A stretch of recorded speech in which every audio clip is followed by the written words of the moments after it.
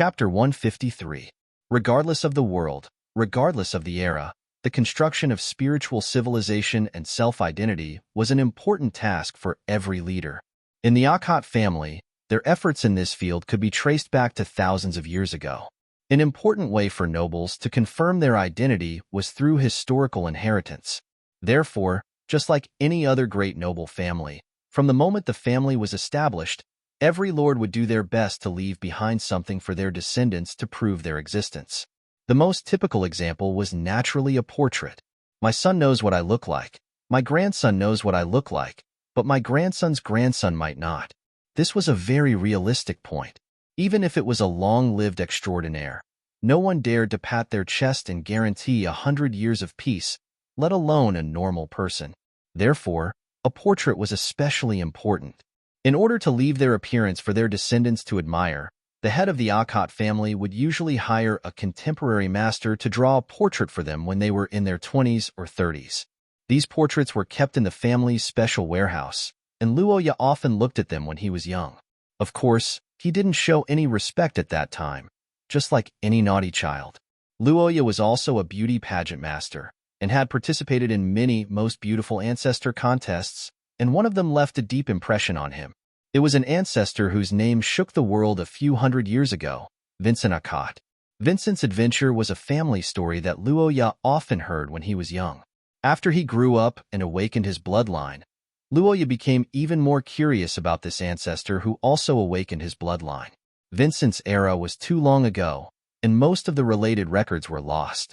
However, Luoya clearly remembered his appearance, and that was why he was able to recognize him at the first moment with his spirit vision.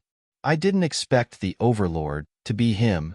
Luoya stared at the sparkling wine in his glass and listened to the sound of ice cubes hitting the glass when he shook it gently. For a moment, he had a lot of thoughts, and at the same time, he had a bad premonition and great curiosity. Vincent was one of the strongest people in the human world at that time. So how could the organization he joined be an ordinary one? More importantly, if Luoya wasn't wrong, Vincent shouldn't be the leader of this organization. He clearly remembered one of the scenes that flashed through his mind. It was a scene of a group of people having a meeting on both sides of the table. At that table, Vincent was not at the head of the table, but rather at the back. Of course, he was still young in that picture. He was around 18 years old, but according to historical records, Vincent was at least at source rank 3 at that time. Level 3 source rank, he couldn't even sit in the front row. This was a bit too terrifying. One had to know that in Shiya's current state, there were only a few people who were at source rank 1. Source rank 2 was already considered the peak of combat strength. For example, Prince Vader, whom Luoya had met in the past, had the ability to single-handedly control the battlefield even though he was severely injured. This kind of power was enough to lead people to open up new territories in this world. Next was Source Rank 3. Although it was far from Source Rank 2, it was more than enough to be a general of a large country. However, this level of combat power was actually not ranked at that table. This meant that the overall strength of this organization was very terrifying. And looking at the situation, the Queen of the Sophia dynasty was also a member of this organization. What kind of organization could make Vincent join? The same bloodline made Luoya very curious. If the reason he helped Xiaoluo before was for money and strength, then now he really wanted to understand some things. The Akkad family's bloodline awakeners were short-lived. Why was this? Did they disappear because of an enemy or an accident? If there was an enemy, then who was the enemy? Countless mysteries rose and fell in the black-haired boy's heart. His worried appearance also attracted the curiosity of the girl on the bed. Luoya, what's wrong with you? You don't look well. It's nothing. I was just thinking about what happened before. Is it about our ancestors joining the Twilight Sage Association? Luoya, who was deep in thought, suddenly turned his head when he heard Xiaoluo's words. He stared at the girl with surprise. The reddish-brown-haired girl was stunned. You know about the organization they joined? Yes, I saw the symbol on their chests in my spirit vision. It was indeed the identity symbol of the Twilight Sage Association. Twilight Sage Association? What's that? Luoya's face twitched when he heard the name of this evil organization. In his previous life, Nothing good could come out of Twilight. This was even more so for organizations. 8 out of 10 of them wanted to destroy the world. Could this old ancestor of his be a member of some evil cult? Luoya thought so worriedly. Xiaoluo's face was not hazy. She put down the hand holding the pillow slightly to reveal her face. After thinking for a while, she said hesitantly, "Actually, I only know the name. As for how I know, you also know that Shiya's intelligence network has the widest coverage in Shiya. Because our family lacks internal strength, we have incorporated many transcendent families in the past 100 years. One of them is the famous assassin family, the Kalesa family." Xiaoluo spoke softly. Luoya listened for a while swirling his wine. He finally understood the ins and outs of the matter. At the same time, he also understood something. Chapter 154. When he heard Xiaoluo's words, Luoya's entire body trembled.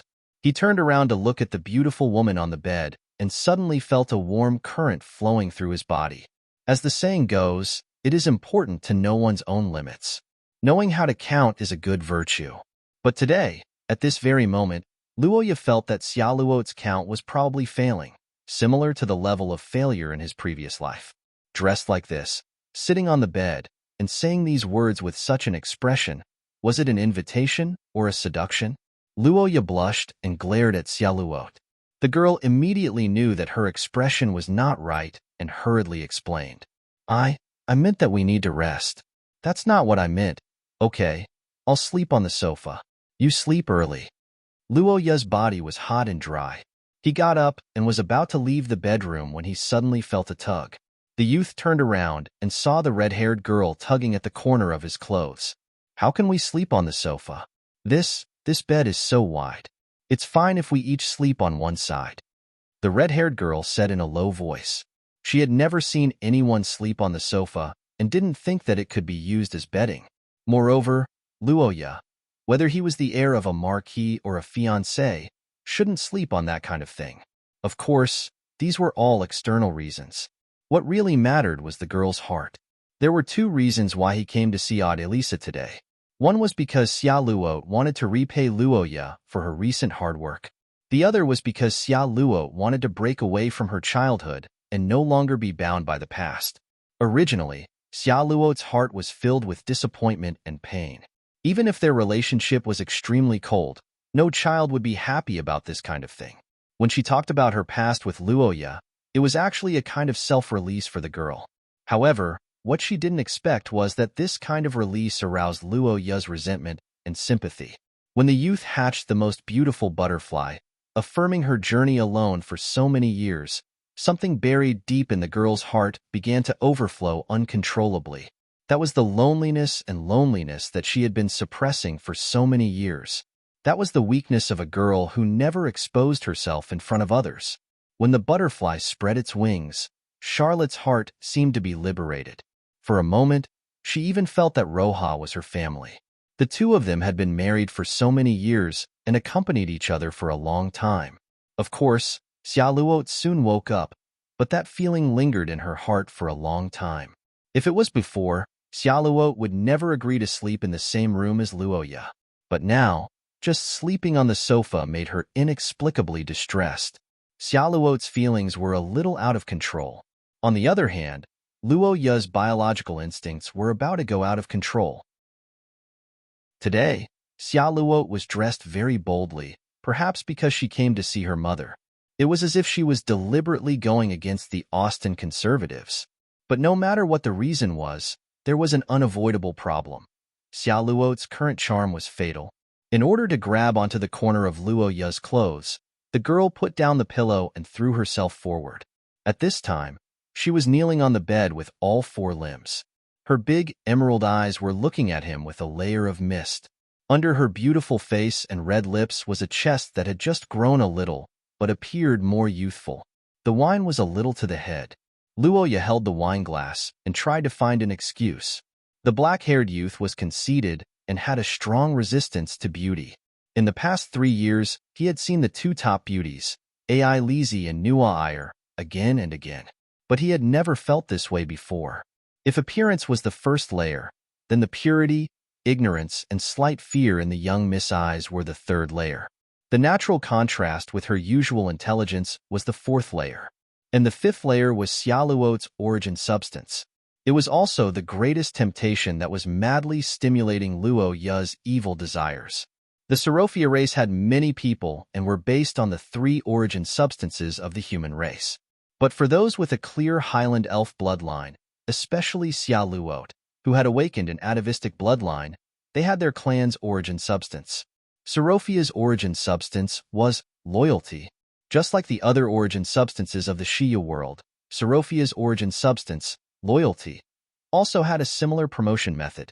But because she was a ruler, Seraphia's loyalty was mostly to her family and faith. In this aspect, men naturally referred to their own families. But for women, the word loyalty changed with marriage. That's right, most of Seraphia's women chose to be loyal to their own families. In other words, they were loyal to their husbands until death. They were the ultimate nemesis of Taurans. However, just as there were pros and cons to everything, Seraphia's loyalty also had an unknown sadness, and that was the fact that she had entrusted it to the wrong person. This was also the reason why there were so many nobles in Xia, and Seraphia's women were especially miserable when they met with misfortune. Other people's love was continuous and could be interrupted, but Seraphia's love was all in one go. This was also one of the reasons why Xiaoluo was afraid of marriage. To a certain extent, it was a path of no return. Luoya completely understood this situation, but at the same time, a kind of instinctive possessiveness was born in him. If he tricked this pitifully naive young lady now, he might be able to obtain a lover who would never leave him after one night. Never leave him. This word seemed to have some kind of magic that made Luoya's brain continue to overheat. In this materialistic and extravagant society where the nobles were used to cheating, a beautiful, noble, and eternally loyal woman was almost every man's dream. At the crucial moment, Luoya, whose face was red from holding back his anger, surged with curses. He raised his hands and cast 2 curses. Cold animal. Thinking has been rationally corrected, greatly reducing the influence of various impulses and desires on decision-making. Chapter 155. King Selection. A hoarse yet familiar voice entered Luo Ya's ears, causing him to be alert and shudder. It also awakened Luo Ya's consciousness. Shake. The world is shaking. This was what Luo Ya felt in his half-awake state. Deep fatigue attacked his body, making him feel as if he had run a 40-kilometer marathon. His eyelids were heavy and he could not open them, but his ears were noisy. Shouts, a lot of shouts, and it was very mixed. Most of them were men's voices, followed by the sound of something falling on a wooden board. There were a lot of them, and they were very dense. Then there was the sound of someone stepping on feces. That's right, it was the sound that Luoya heard in TV dramas. Strictly speaking, it was the sound of something sticky stepping on the ground. After that, there was a sound that Luoya was more familiar with. It was the sound of metal clashing, and the sound of swords cutting into flesh.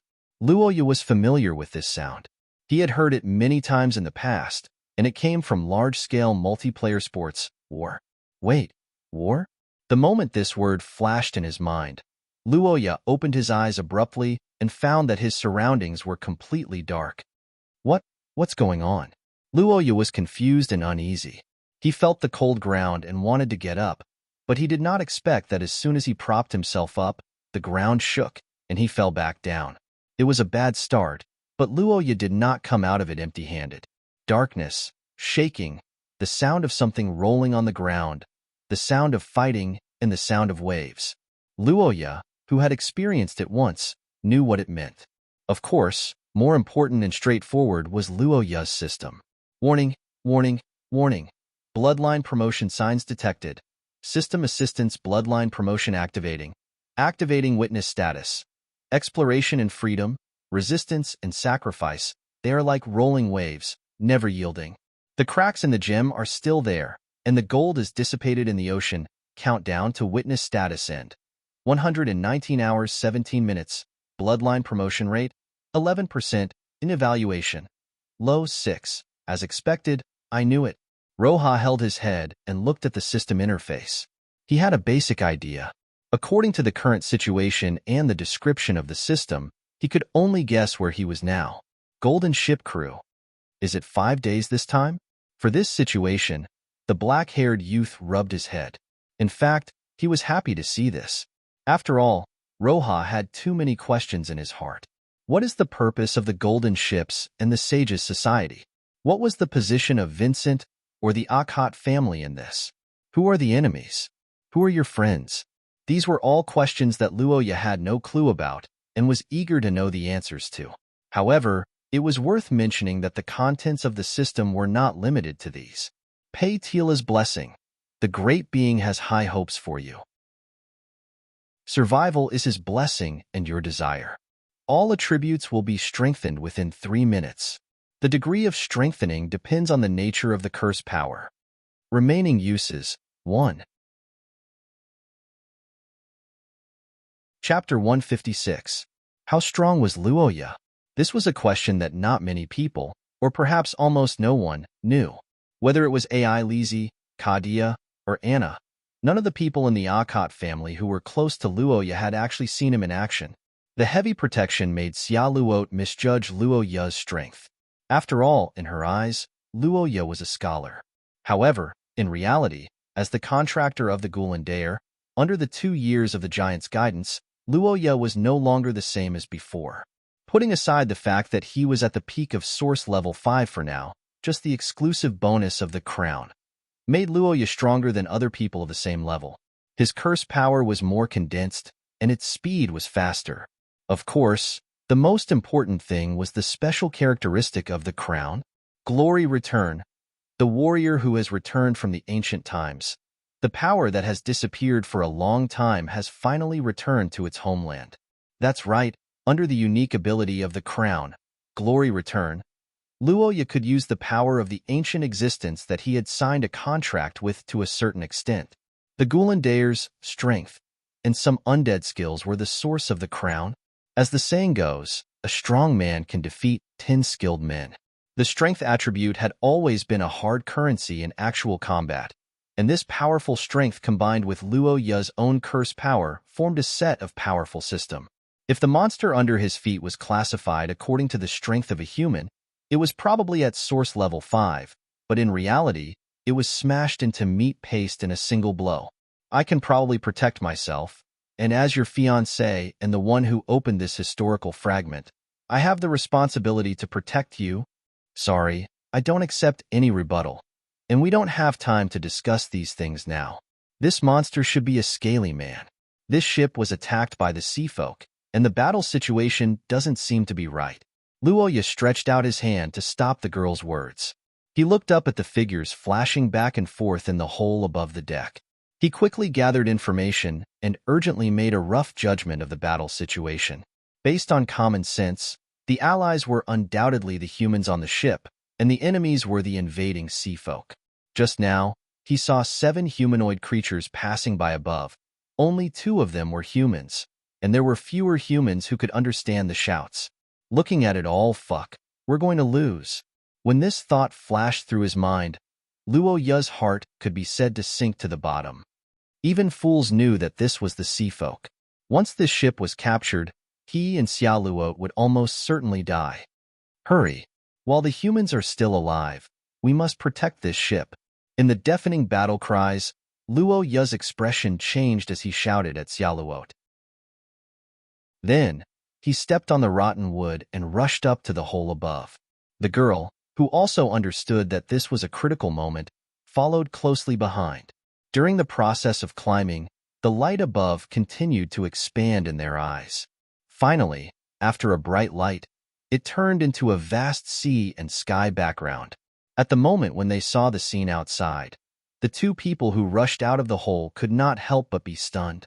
Their bodies stiffened, and their hearts were greatly shocked. It was a huge fleet sailing on the sea with huge waves, fighting with countless monsters. On the high-pole giant ship, there were people coming and going. Humans were holding swords in their hands and shouting to kill. In the sea, the heads of the monsters swarmed up along the hull of the ship.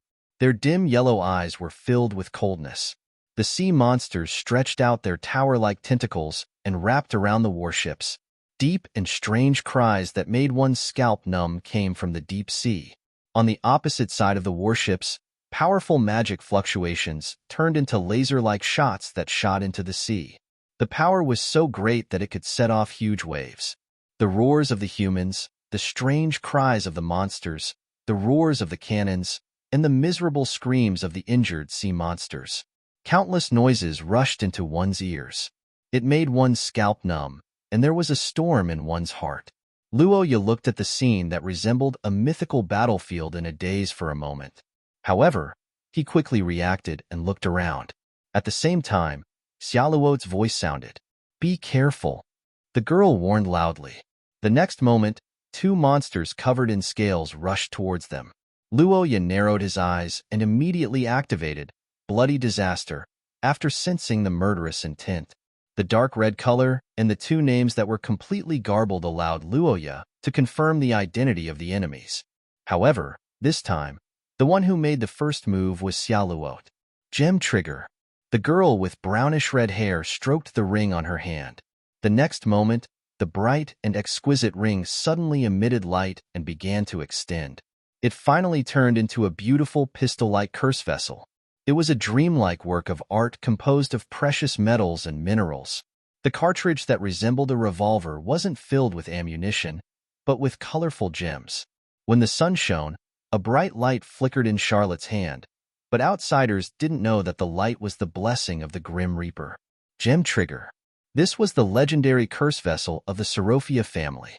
Just like the short blade of the Holy One to the Theocracy, the gem trigger was also a great creation passed down from ancient times. It was the heritage of the Highland Elves. It was a universal trigger that could launch all curses. Ruby, reload. The girl with brownish-red hair reached out and raised the curse vessel. She didn't aim, but she pointed in one direction with an indifferent expression. The next moment, her white finger gently tapped the trigger. The crisp sound was pleasant to the ears. Ka. Chapter 157. Captain Jeff felt that this might be the last day of his life. Jeff was 50 years old this year. He wasn't tall, and his appearance wasn't anything special. His gray hair carried the vicissitudes of life, and he wore a simple sailor outfit. He didn't look too different from any other crew member who mopped the deck. However, even though he looked ordinary, this middle-aged man was actually an expert whose strength had reached Origin Grade 3. The Golden Fleet was the name of the Kingdom of Sophia's army. It was a huge fleet that had already pacified the sea before the humans had even pacified the land. The ships were divided into 3 classes. As the captain of the first-class vice flagship, St. Paul, Jeff's strength was well known. However, he felt that he was powerless now. The deep-sea scaly people were the arch-enemies of the Golden Fleet.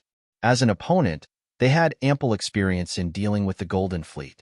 However, due to the previous civil war, part of the St. Paul's functions had been damaged, causing the vice-captain of the St. Paul's to be seriously injured. On the Golden Fleet's warships, if the captain was injured, it would affect the morale. However, as long as he didn't die, it wouldn't be a big problem. However, the 2 vice-captains were very precious. The vice-captains of the Golden Fleet all had the blood of the Highland Elves. They might not be strong, but they were the key to many curse devices on the warship. The reason why the Golden Fleet was so powerful was that it used a lot of the lost technology of the Highland Elves. These things required the blood of the Sophia family to be activated. It could be said that the vice-captain of each ship was a strategic resource. A golden warship that was manned and an unmanned golden warship were 2 completely different things. Usually, the vice-captain's control room was very safe. However, during the Civil War, one of the vice-captains defected to the rebels. The St. Paul's warship was hit by a curse bomb during the battle with the rebels, causing the protection of the control room to be greatly damaged. Although they won that battle, no one would have thought that this small aftereffect would bring disaster to everyone. Die. A heavy punch with a dragon-like curse power smashed the chest of a giant scaly person. Jeff's eyes widened in anger as he roared and directly tore the general of the 3rd source rank scaly person in front of him in half. Flesh and blood splattered like rain. The middle-aged man whose body was dyed red looked at the shocked expression of the scaly person before he died and shook his head. I can't fight in the water. You can't fight on land. Thinking of this, Jeff exhaled and reached out his hand to cover the bloody hole in his abdomen. He turned his head to look at the people around him. How is Vice Captain Ravel? Captain, I'm afraid Vice Captain Rawway won't make it. When the ship doctor covered in blood spoke these words, the expressions of everyone nearby changed. An indescribable silence abruptly appeared in this battlefield filled with war cries that shook the heavens. Vice Captain Ravel was dying, which meant that the golden battleship would stop operating. Now, there were many curse vessels protecting everyone. Soon, the electric net outside the hull would disappear. At that time, everyone would no longer face the elite army of the scaled people, but countless monsters as vast as the sea. How long can the power grid last? About 10 minutes. 10 minutes? Jeff muttered to himself as he looked at the horde of scaly people and the sailors who were fighting in front of him. As a person who had been on the sea for half his life, he was already prepared for it. But it was a pity that so many young people had died. A strong sense of sorrow rose in the middle-aged man's heart. He quickly walked to the front of the young man who had fallen to the ground and bent over to look at his pale face. Ravel, can you hold on for another 10 minutes? Brothers, let's drag a few of them down with us.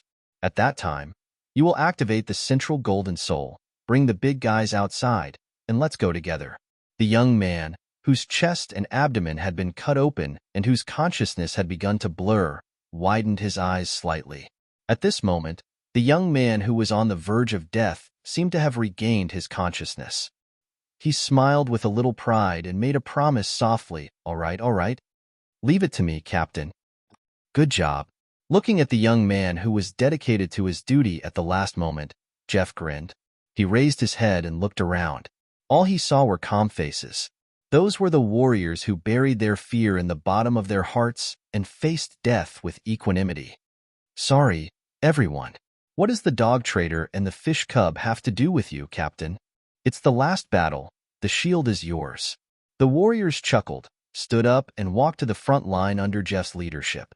The old captain reached out and wiped his eyes, burying the last sadness in his heart. Next, it was a desperate charge.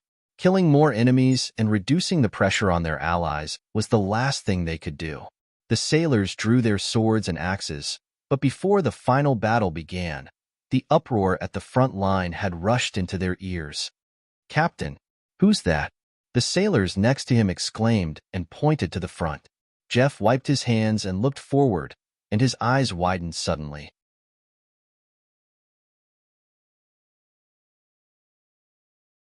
Chapter 158.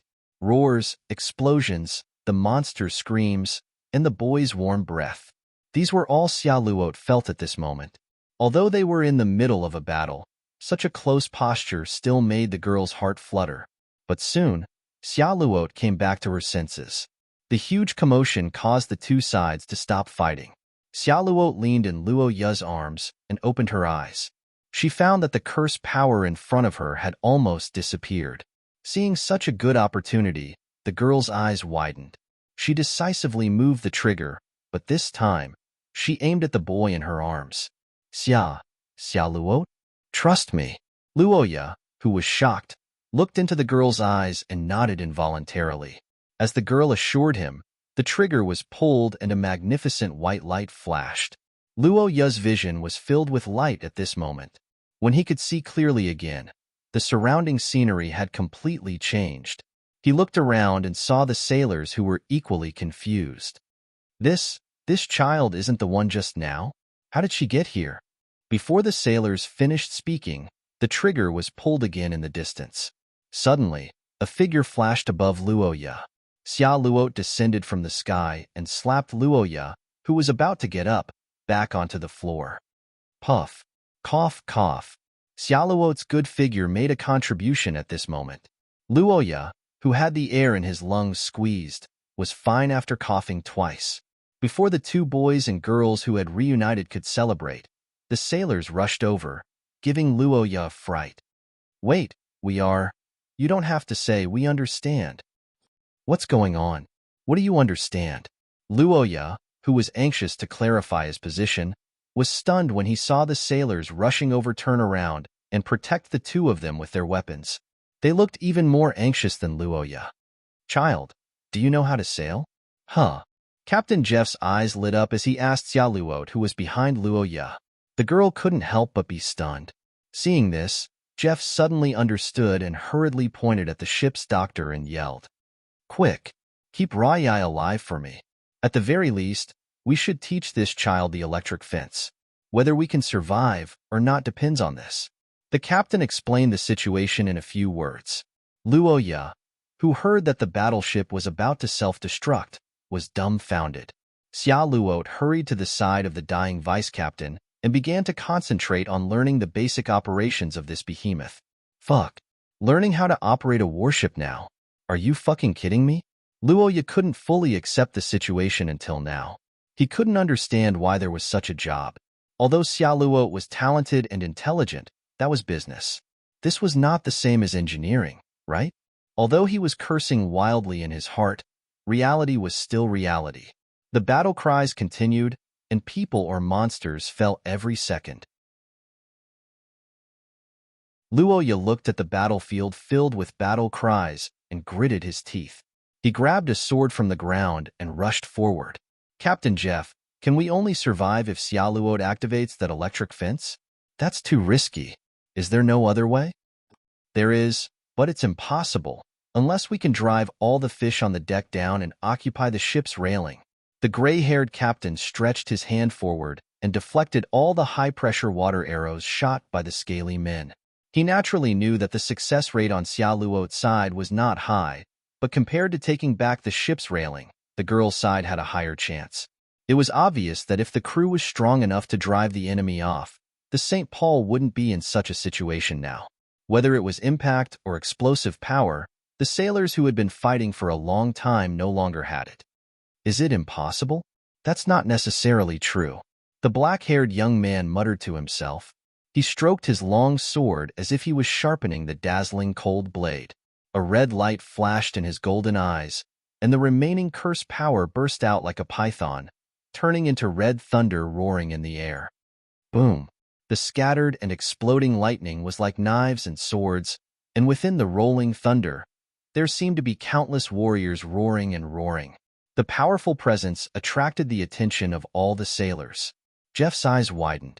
He never thought that in such a desperate situation, there would be one miracle after another. The group skill was a legendary ability in Shiya's chaotic country. It was said that the person who had it would be chosen by the heavens and be born as a king. In the eyes of the crowd, the young man covered in thunder and lightning was angry but indifferent as ice. The red thunder crown crowned him. At this moment, he seemed to see the proud prince in the palace of the holy capital, turning his face to him under the rainy night and showing him an unruly smile.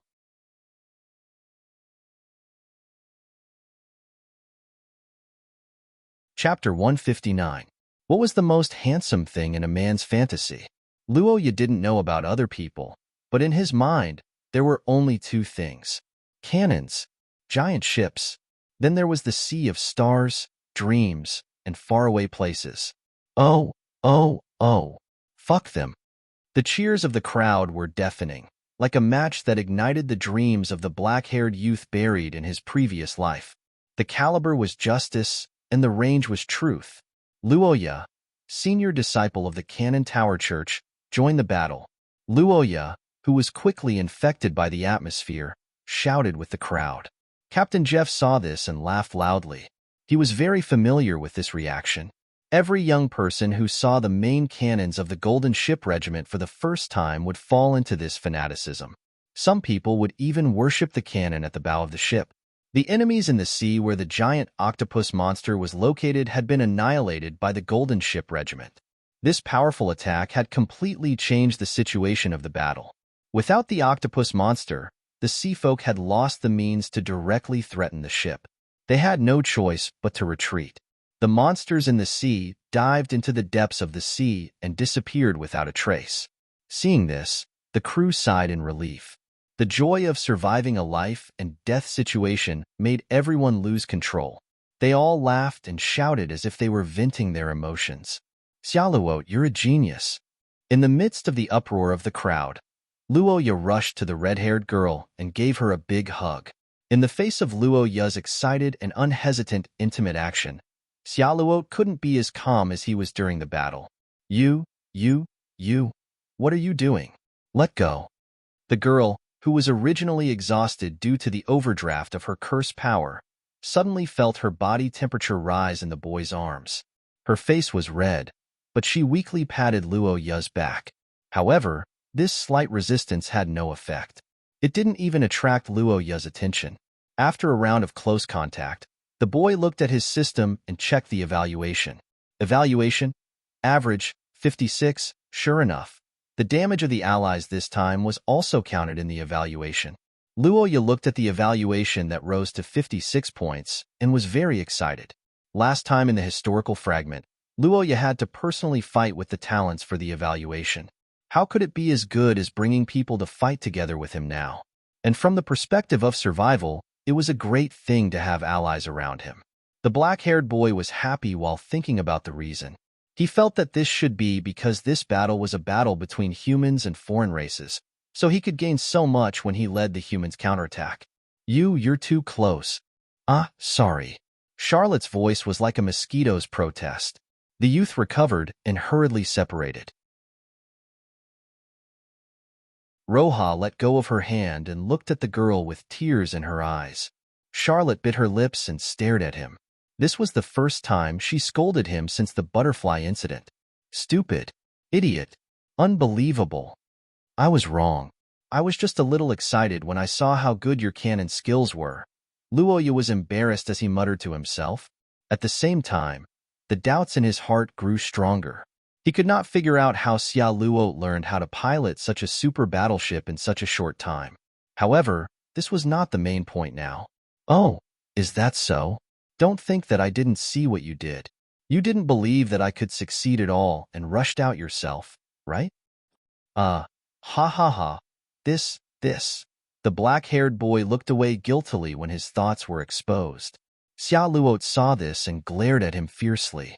The girl recalled how Luoya looked when he led all the humans to charge. Her heart was in turmoil. Even now, she could not calm down. Xia Luo had never seen the boy at that time. In her impression, Luoya was more like a bookish businessman. However, at that moment, Xia Luo saw the shadow of a hero in him. Heroes could make any girl's heart flutter. That was why there were many beauties around heroes since ancient times. Xia Luo was no exception.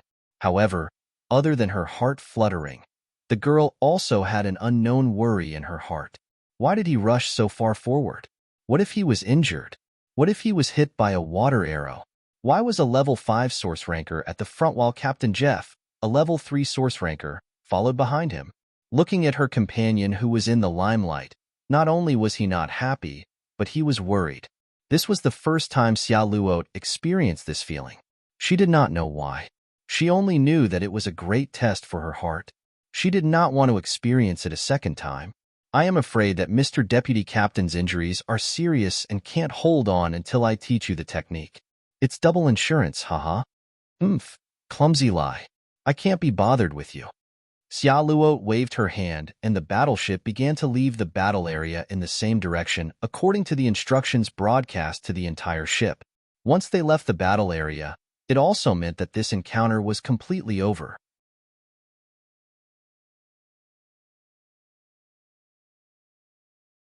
Chapter 160.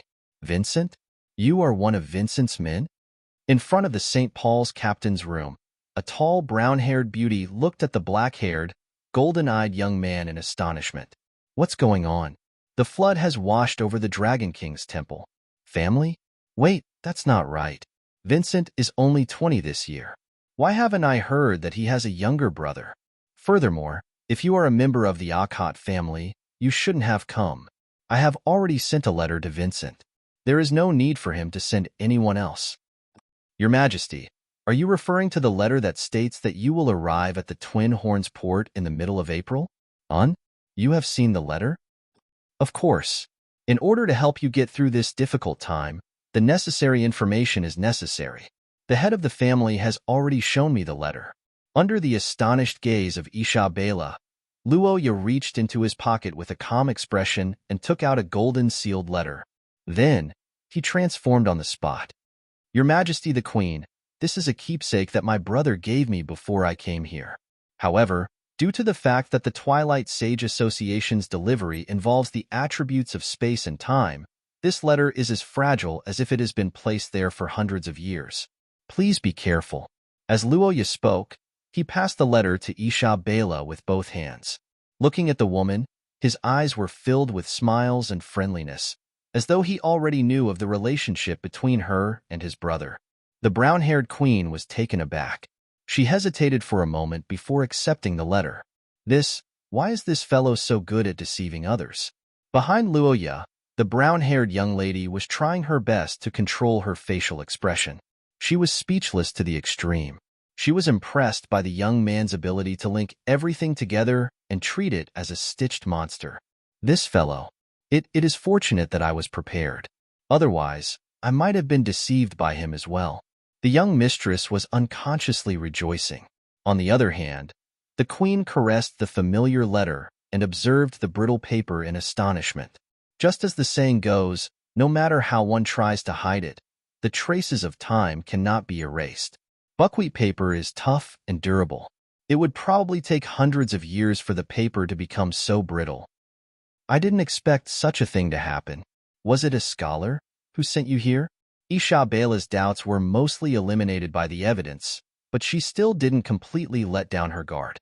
Faced with a new problem, Luoya pondered for a moment and shook her head. My apologies, Your Majesty. Although I know that the ones who sent us here are the members of the Twilight Sage Association, I am not one of them. I have only heard about them from my elder brother. Thus, I do not know who they are. What does he look like? I'm not sure. In fact, we can only see a blurry figure. In the face of Her Majesty's interrogation, Luoya answered with a troubled expression. However, not only did this I don't know answer not arouse Isha Bela's suspicion, but it also made her completely believe in Luoya. The Dusk Sages Association was an organization where all the powerful individuals in the world were united for a common goal. As outstanding individuals or even rulers of various domains, the members of the Dusk Sages Association were likely to have grudges against each other. In order to not affect their work efficiency, none of the members of the Dusk Sages Association showed themselves. Even their voices were masked. Scholar was a senior member of the Twilight Sage Association. Her supernatural powers were outstanding, but she was also extremely cautious. If Luoya revealed her appearance, Isha Bela would probably start a war without hesitation. Luoya's suspicions were basically eliminated.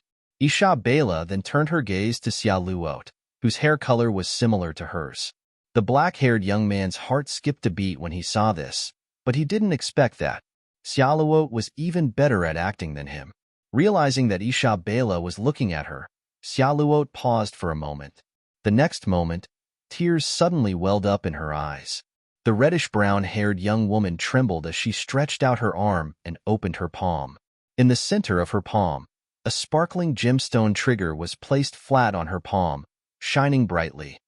This is my keepsake, Your Majesty Isha Bela. Please help the Sorofia family on account of our relationship as fellow humans. What? Faced with the crying young woman and all sorts of information, Isha Bela was rather confused. Xia Luot sobbed as she told the story to the queen's astonished and confused gaze. It was 200 years ago when the Sorofia family broke away from the human army and migrated to the south. Some of the weaker members of the Sorofia family fell behind and didn't manage to catch up in time. As a result, they were captured by the Austin Empire and forced to join the empire. They were then assigned to be under the rule of the Milton family. The Highland elf bloodline was naturally sensitive to money.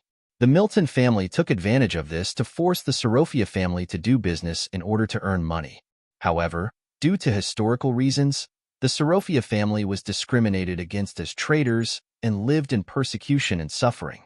Family curses and bloodline curses were continuously broken for more than 200 years, causing the Sorofia family to be unable to fight back. The current head of the Sorofia family, Bruce, was deeply worried about this. However, he accidentally heard about the existence of the Sorofia kingdom from the Akhat family. For the future of the Sorofia family, he ordered his daughter, Xiaoluot, to bring the family's only ancestral secret treasure, the stone trigger, as a keepsake and ask for help from the Sorofia royal family. As this mission required a Highland elf bloodline holder, Xiaoluot volunteered herself. With the combination of the two, she was finally qualified to follow Luo Ye and be sent here by the curses. She also succeeded in meeting her own people. Xiaoluot told the story with tears in her eyes. Her sincere complaints attracted the attention of everyone nearby, not to mention Isabella. If it wasn't for the fact that Luo Ye knew about Xiaoluot's background, even Luo Ye would have believed her. How could this person be so good at lying? Luo Ye looked at the crying young woman and sighed in her heart, the same as what Xiaoluot had 5 minutes ago. However, she had to admit that the duet of this unscrupulous fiancé couple was indeed effective. I didn't expect that the people who were separated back then actually survived.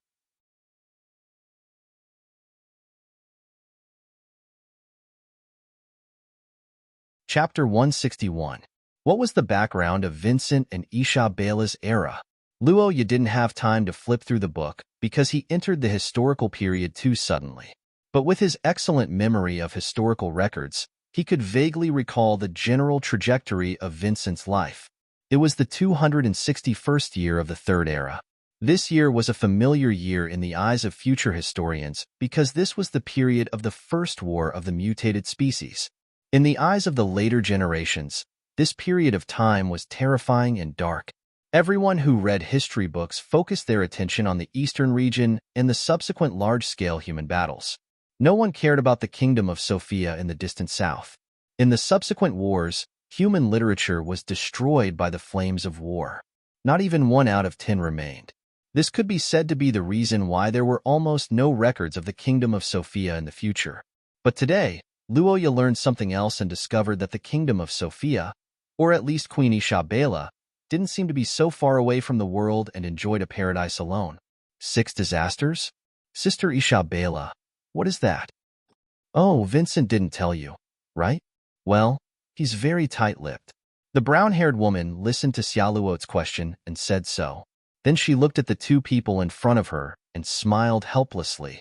Actually, in theory, I should keep it a secret, but because of our race, everyone on the ship basically already knows. So I'm too lazy to keep it a secret. Luo Ye, you have already read the letter before, right? Aren't you curious about what the egg is? Wait, don't tell me. That's right.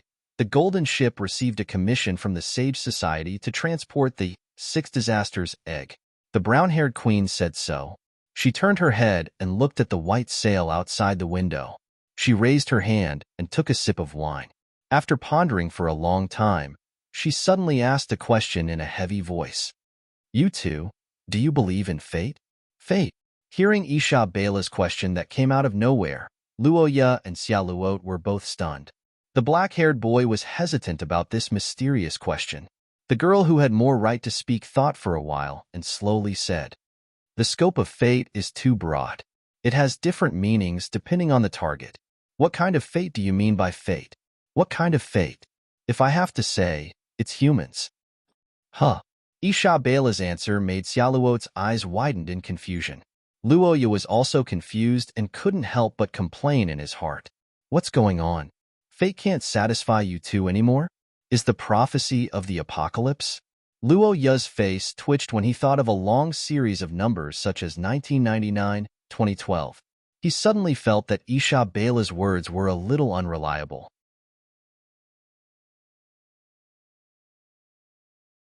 Although the Highland Elves were good at divination and were rumored to be able to observe fate, in fact, it was difficult to accurately observe the fate of a single person in this world with extraordinary power, let alone the fate of the entire human race. In the end, fate was like a thread. The most terrible thing was variables. The fate of the entire human race was too many variables. It was impossible to control it. Wouldn't the result be a fantasy? Luo Ye complained in his heart. Xiaoluot, who knew the industry, was also puzzled. Isabella looked at the two who wanted to say something but didn't care. She shook her wineglass and asked the second question. It has been more than 200 years since we moved to the new world from the west. The current human world has just recovered from the disaster. A new world is being developed and a new order is being established.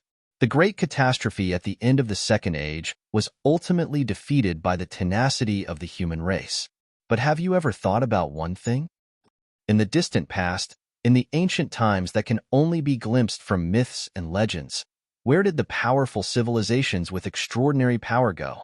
Huh? This. Isabella's words made Luoya and Xiaoluo speechless. Indeed, the existing human families with ancient bloodlines were quite powerful. People like Heathcliff could even lead and establish a country. Then, the question was, where were the real angels? It wasn't just the angels. Putting aside the giants, who were obviously barbaric races, the Highland Elves had many unique spells and technology. These pioneers established a brilliant civilization far before the human race. But where did they go now? Without a doubt, Luoya and Xiaoluo couldn't answer this question. Perhaps no one could. Isabella obviously didn't want to ask them for the answer to this eternal mystery. She just took a sip of wine and told them some of the facts she knew. Destroyed. All destroyed. Those once glorious civilizations collapsed in the long river of time. There are many reasons, such as war, disease, environmental changes, and man-made disasters. Civilization is a very interesting thing. It can be very strong sometimes, but it can be very fragile sometimes. Fate is a fair thing sometimes. No matter if it's an extraordinary race or a human, no matter if it's strong or weak, the future is unpredictable. It's just that the scales of fate will occasionally be moved by some dark hands. Isabella looked at the two children opposite her and revealed a fact in a calm voice. Some civilizations were destroyed, and what killed them was the 6 disasters left behind by Mother Goddess. Destroyed? Mother Goddess?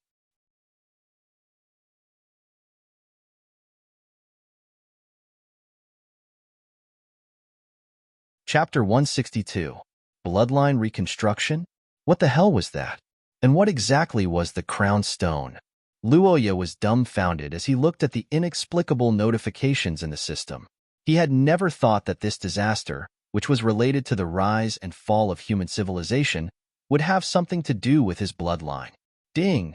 Bloodline reconstruction successful. Detected crown stone variant. Initiating preliminary evaluation. System evaluation. Absorbable. Recommended absorption level, A.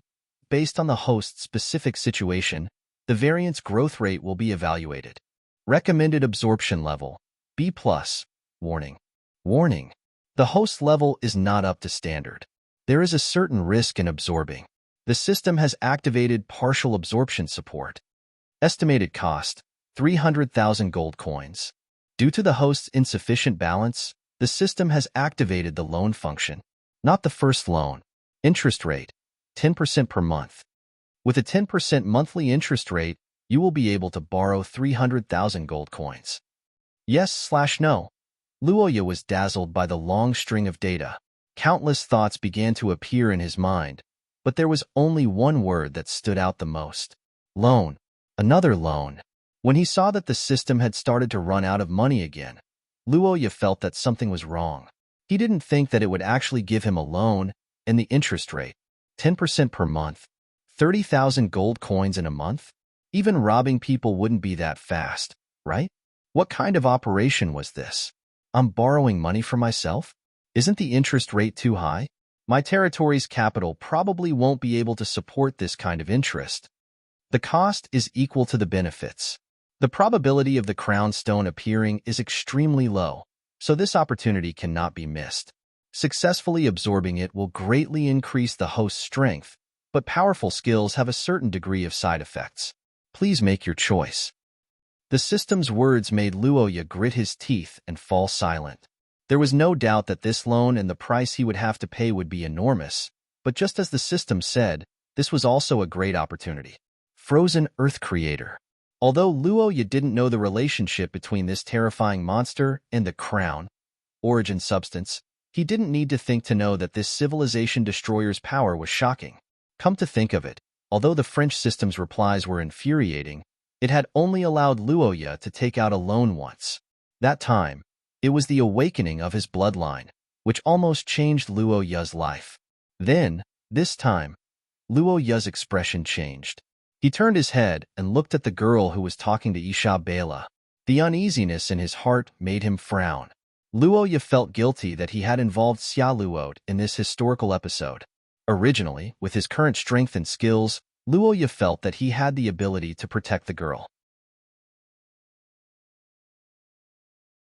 However, after hearing Isabella's words and seeing the frozen earth creator, Luoya wasn't so sure anymore. Because he came from the future, he knew that Twin Horn Harbor was frozen. In this era, Twin Horn Harbor was still a good harbor. However, in the future, it would become a cursed harbor that would freeze forever. Countless explorers would be forever buried in that terrifying world of ice and snow, leaving behind only cursed legends.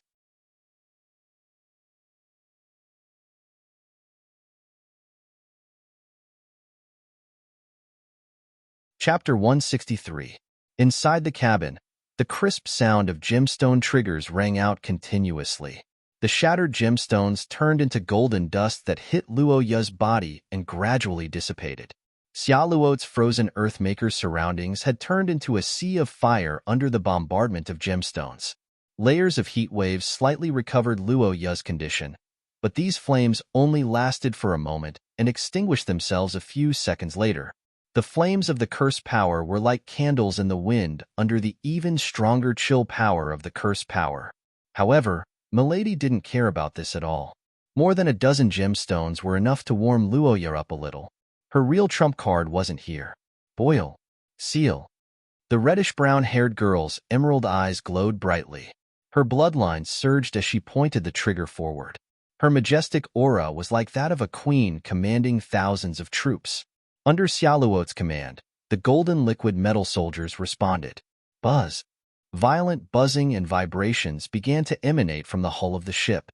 The golden liquid army rushed out of the crisscrossing pipes and charged towards the ice. The sailors on the ship looked at each other, not knowing what was going on. At the same time, Isabella also made her move. I see. Is this the power of the Akhat family's bloodline? It's amazing.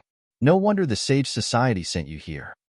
Then, let me, your elder sister, help you a little.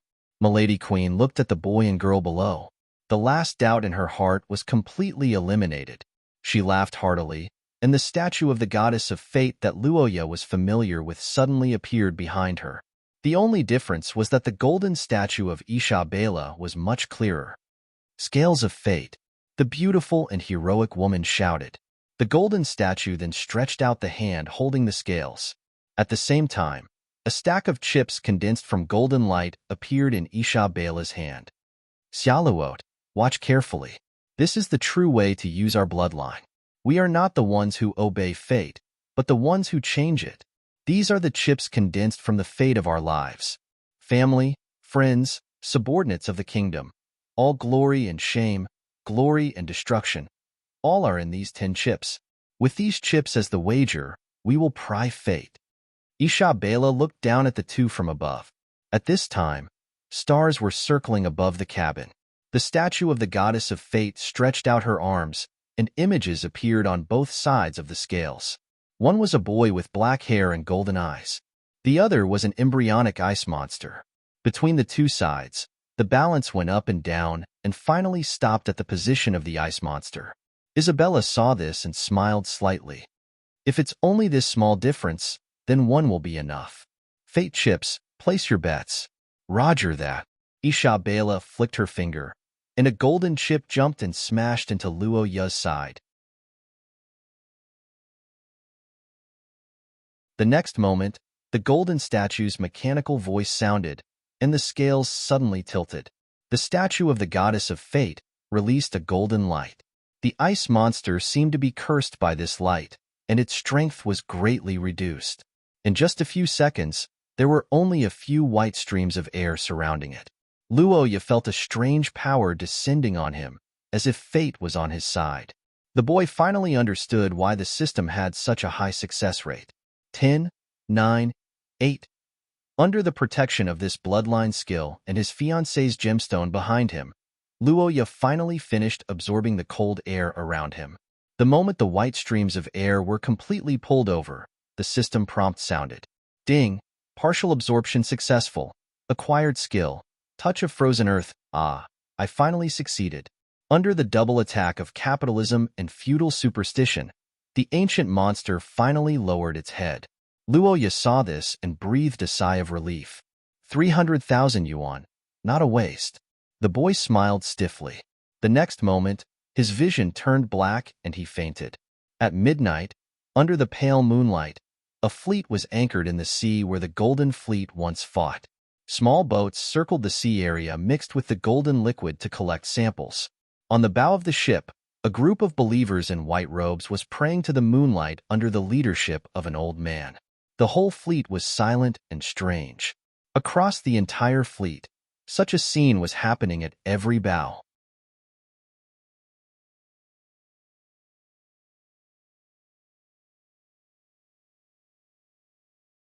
Chapter 164. In the dark valley, Luoya stared blankly at the distant mountains that seemed like an iron curtain. In front of him, the blonde woman on the throne appeared from the darkness. Her exquisite figure was covered in an ancient robe, and her blonde hair emitted a faint golden light in the darkness. We meet again. It seems that you have successfully survived the crisis, but I didn't expect that you didn't use my blessing. Should I praise you for this? Or did you do it on purpose? On purpose? What do you mean? Fear, worry. These are the emotions that humans naturally have towards us. To a certain extent, powerful beings are connected with fear. Being afraid of being interfered with and controlled is an instinct of living beings. Under the dark mountain range, the sunlight was dim. Luoya looked back at the blonde woman's eyes that were emitting light. He remained silent for a long time about her speculation and observation. I'm not on guard against you. In the end, rather than saying that I don't want to use your skill, it's better to say that I don't want to use it. Don't want to use it? The black-haired boy lowered his head slightly, as if thinking about something. Under Pei Tila's gaze, he said faintly, I have a premonition that danger is approaching. It's just that the previous small skirmishes are far from the time to reveal my trump card. The strongest power is used in the most dangerous moment. This has always been my principle. Oh? I didn't expect that you would cherish my blessing so much. To be honest, hearing you say that makes me feel good. Indeed, cherishing my blessing is respect for me. It's good to know how to respect. Pei Tila raised the corner of her mouth, and a smile appeared on her beautiful face. However, she also had some doubts. But to be honest, the difference between your true self and your age is quite big. True self? That's right. This space is my world. Even if you can come in, you can't deceive me here. The you here is the real you without any disguise. So it's like that. No wonder I keep having a strange feeling. Luoya nodded. He finally understood why he felt unnatural after coming here. The blonde woman leaned on the throne and looked at the boy. The light in her eyes intensified. No matter what, since you've fulfilled the first promise and met me again, I should show you some sincerity. Pei Tila's vertical pupils shone brightly. She stared at the black-haired youth and locked eyes with him. At this moment, Luoya felt his eyes burning and couldn't help but narrow them. What did you do? Hee, it's just a small gift. You'll notice it when the skill is activated. Pei Tila smiled as she looked at Luoya. She seemed to be staring at something far away.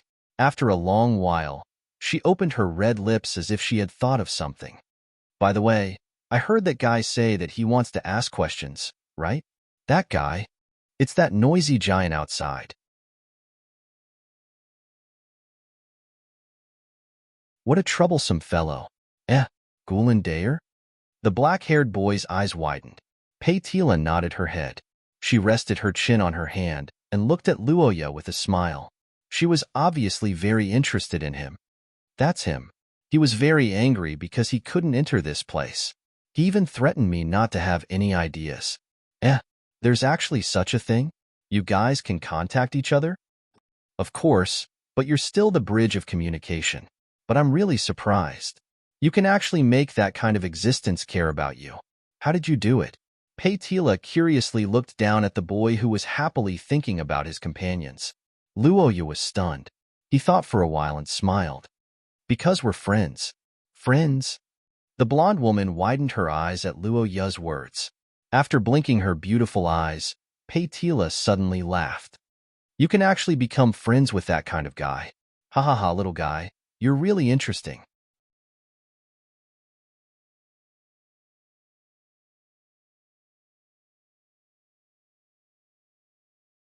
Chapter 165. In the cabin, when Isabela's words reached Xiaoluo's ears, the reddish-brown-haired girl's body stiffened. Sister Isabela? What did you say? You didn't hear me clearly? Seriously, we don't have much time to waste now. The brown-haired woman frowned when she saw Luoya's condition. She pushed Xiaoluo to the bed despite the cold air. Her Majesty Queen tried her best to maintain her composure. She pointed at the black-haired boy's lips and said, "Kiss him. Now." No. Why do you have to do this? Xiaoluo's body flashed with light as she maintained Luoya's state. However, her face instantly flushed red. Her mind was filled with question marks as she looked at her sister behind her. Isabela was helpless when she saw her sister's innocent look. Her Majesty Queen looked at her younger sister and couldn't help but worry. Xiaoluo was perfect in her eyes. She was beautiful, kind-hearted, and a good child. She was also extremely talented. Even Isabela didn't dare to say that she was better than her. However, there was one thing that made her Majesty Queen speechless. She was too pure in her feelings and was too shy. The heroine Isabela recalled her love experience. She remembered that when she first met Vincent during her travels, she was beaten up by him in the ruins. At that time, Isabela was young and hot-blooded. She was proficient in gemstone spells. She didn't hold back and beat Vincent until his face was swollen. In the end, she accidentally triggered a trap, and the two of them were trapped underground.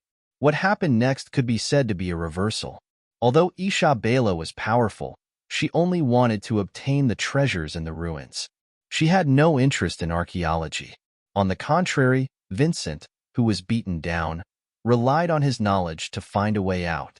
The two of them turned from enemies to friends along the way and worked closely together. Finally, they managed to escape with their lives. To be honest, Isabela had always felt that this episode was quite strange. She even suspected that Vincent had some strange XP. However, Vincent had been quite normal all these years, so she didn't think too much about it. After that, Vincent traveled with Isabela's team to many places. His strength grew stronger as time passed. However, as the heir to the kingdom of Sofia, Isabela did not reveal her identity. A year later, the journey ended. Isabela, who knew what her little brother was thinking, could only leave with a kiss and a sigh before leaving without saying goodbye. It wasn't until 5 years later that the two of them met again at the evening Sage Club. Although Vincent couldn't see her face and her voice had been altered, he still vaguely recognized Isabela. The two of them, who met again, felt guided by fate.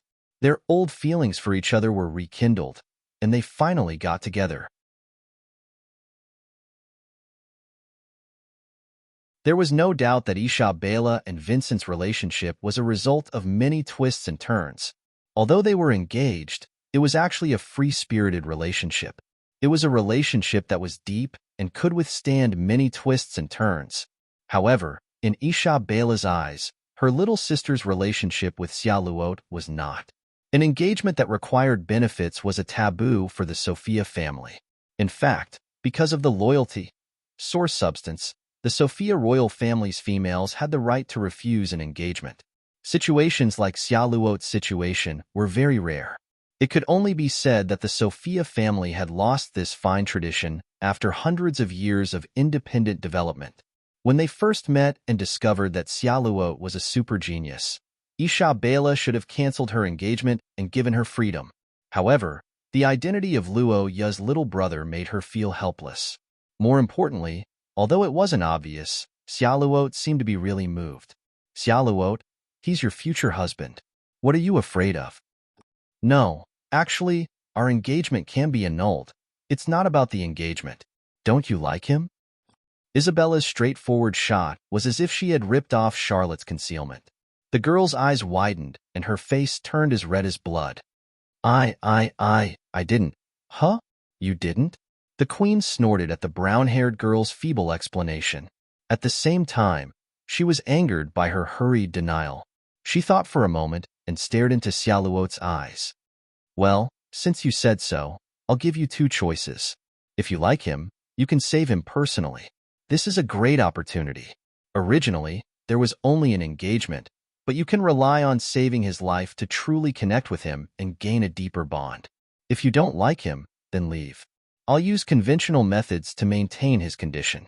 No matter what, his life won't be in danger. Isabella's words stunned Xiaoluo. Her gaze became conflicted and her body began to tremble. The queen sighed when she saw this. Suddenly, her heart softened. She looked at her younger sister and said earnestly, "Charlotte, our origin substances pretty much guarantee that we will be faithful to one person until the end of our lives.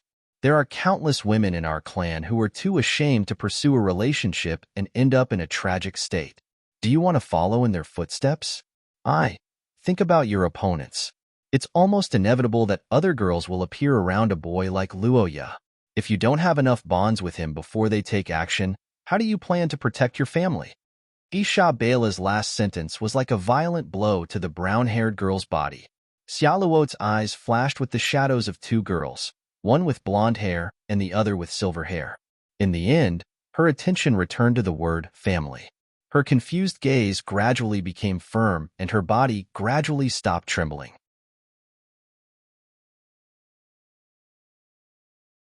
Fine, it's about time. Isabella secretly clenched her fists. Xiaoluo also felt that she had made up her mind. "I understand, Sister Isabella."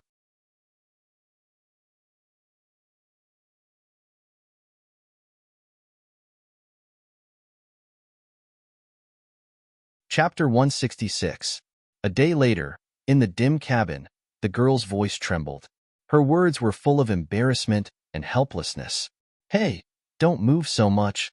I'm sorry, I can't help it." "So, Mr. Luoya, can you explain why you used that spell? The ship was almost frozen by you." The girl's stern voice sounded. The black-haired boy who was shivering from the cold couldn't help but feel depressed. After holding it in for a long time, Luoya could only helplessly explain. "I just wanted to try it. I really didn't want to make it so big. I'm wrong. Forget it. I'm too lazy to blame you." Seeing Luoya's good attitude and shivering body, the red-haired girl's eyes flashed with sympathy. She stretched out her hand and snapped her fingers. The gemstones inlaid on the wall in the room immediately bloomed with brilliance. The light of the ruby shone on Luoya's body and accelerated his blood flow. Originally, this gemstone was used in the medical room to stop bleeding. Now, on Luoya's body, it was used in reverse to increase the heat. Next, the gemstones with several spells such as temperature increase, ice absorption, and so on lit up. In the dazzling light, Luoya's situation improved a lot. Under the illumination of so many operating lights, the chief surgeon finally came to the stage. Xiaoluo stretched out her hand and put it on Luoya's shoulder. After the boy's trembling knees stabilized, she sat sideways. Her body gently leaned on the boy's chest, and her body began to emit a faint light.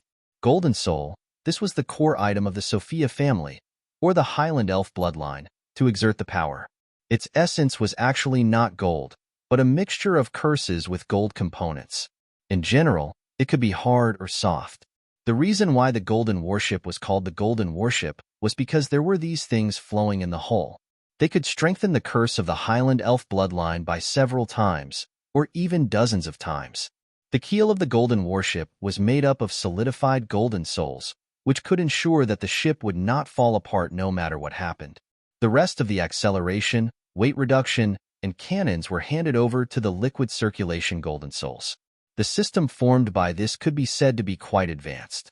With this technology, the Sophia dynasty could even suppress the sea folk and become the overlord of the sea. Of course, there were pros and cons. The Golden Warship's weakness was that it had to be controlled by a bloodline holder of the family Sophia. Once the person was gone, the ship was basically useless. Just like the previous St. Paul, once the vice captain died, the warship was paralyzed. Returning to being an ordinary ship was like a piece of meat in the eyes of the sea folk. However, these were only the functions of the Golden Warship. Usually, the Golden Soul was considered the Sophia family's protective curse vessel. The liquid metal-like material could block most attacks and was the best shield. Pure golden curses could also be separated from the Golden Soul, which had more uses. For example, the current contact enhancement. Luoya named it Omnipotent Muscle and Bone Pads. How do you feel? Are you feeling better? Yeah, it's not that cold anymore. Speaking of which, I feel like your skills are even better than yesterday. I'm also improving. Besides, if I don't learn well, Xia Luo recalled what happened yesterday and blushed. Luoya coughed awkwardly. His gaze wandered around and finally stopped at the young lady's red lips. Recalling the moment when he woke up from his deep sleep and their eyes met, Luoya felt a little dizzy. Supporting Xia Luo's slim waist, the black-haired young man couldn't help but feel a little restless. She was indescribably beautiful, pure, and adorable. She was kind-hearted and willing to sacrifice herself to save him. If they didn't meet so late, Luoya really suspected that he would marry Xia Luo for the rest of his life. Sighing at the young lady's charm, Luoya shook his head and looked at the system to see the reason for his current behavior. Touch of Frozen Earth. A skill transformed from part of the ancient, terrifying disaster ability. When the frozen earth descends, everything will return to calm. Release a directional freezing air to the surroundings. It can be attached to any form of attack or defense. The range and strength are determined by the user's curse power. Side effect: intermittent cold. Looking at the side effects, Roha sighed. He didn't think that one day he would become a boxer, and what he learned was the 7 damages fist. If you want to freeze someone, freeze yourself first. Master Yi, I've learned a lot. Shiya's world was realistic. Great power often came with a heavy price. In the past, Luoya could be said to have never touched this area until Touch of Frozen Earth taught him a lesson. This morning, the golden ship was caught by the sea folk. A huge sea monster with a group of scaly people stretched out its tentacles covered in mucus and wanted to wrap around the St. Mary. Luoya, who faced the threat of tentacles for the first time, didn't dare to hold back. He decisively used Touch of Frozen Earth. It was a freezing airflow wrapped in ice. When the ice mist swept across the sea like a dragon, not to mention the scaly people, sea monsters, and even the morning fog froze at that moment. This short encounter was quickly won by the humans, but for Luoya, it was a failure because he froze the sea monster's claws on the deck and couldn't remove them. This giant tentacle extended more than 20 meters out of the ship, and the other end was directly dragged in the sea like a tail.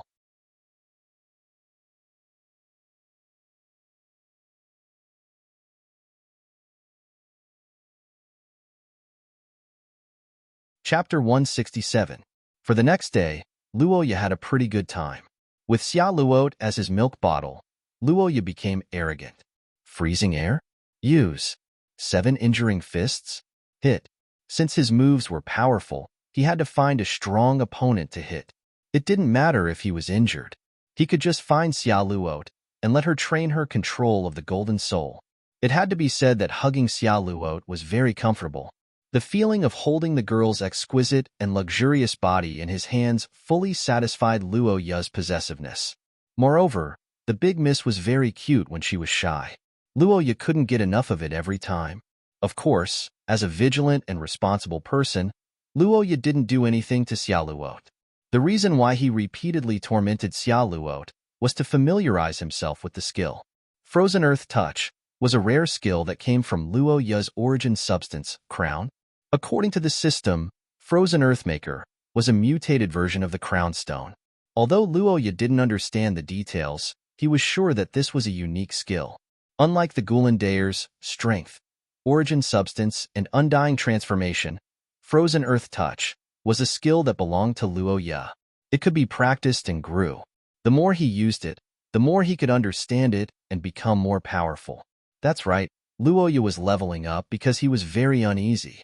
Originally, Luoya thought that with his interference, Egg's strength was damaged, and the Golden Fleet's flagship, the St. Mary, had greatly increased its speed.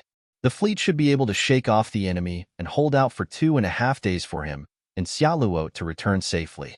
However, Isabela's words at noon made him feel very uneasy.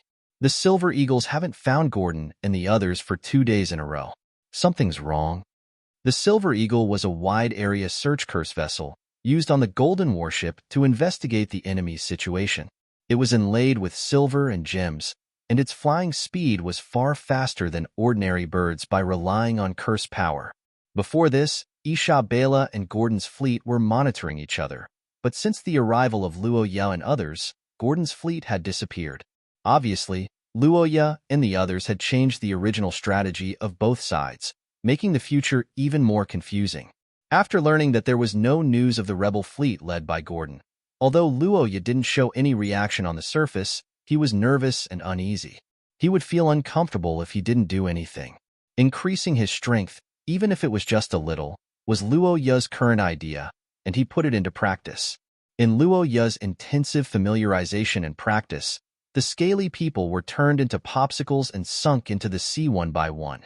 The instinct of the tentacle sea monsters made them start to stay away from Luoya, because they would lose if they fought with Luoya.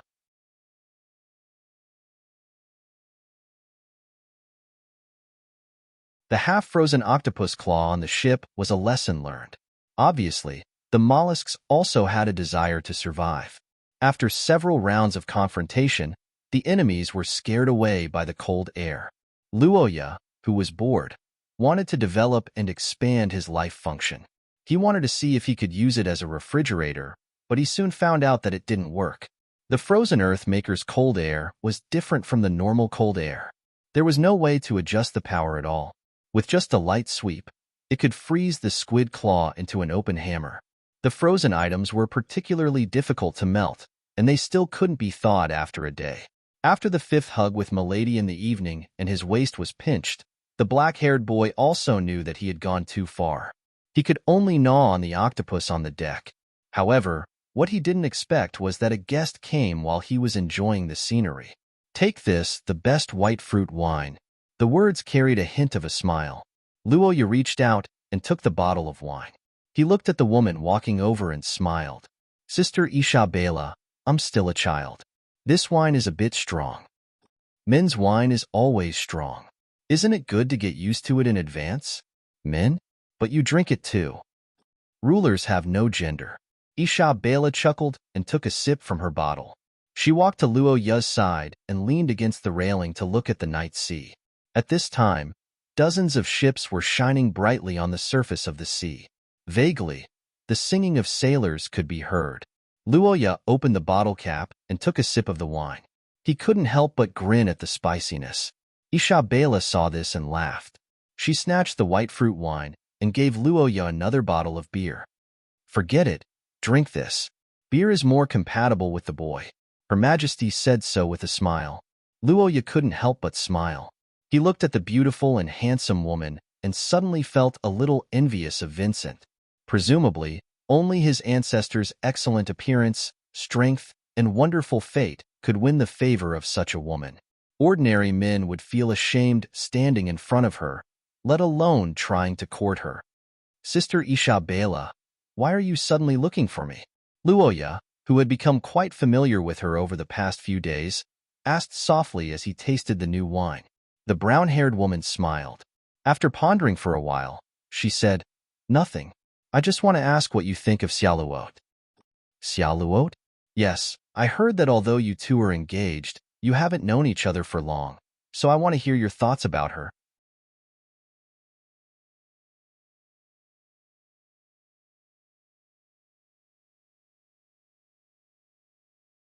Chapter 168.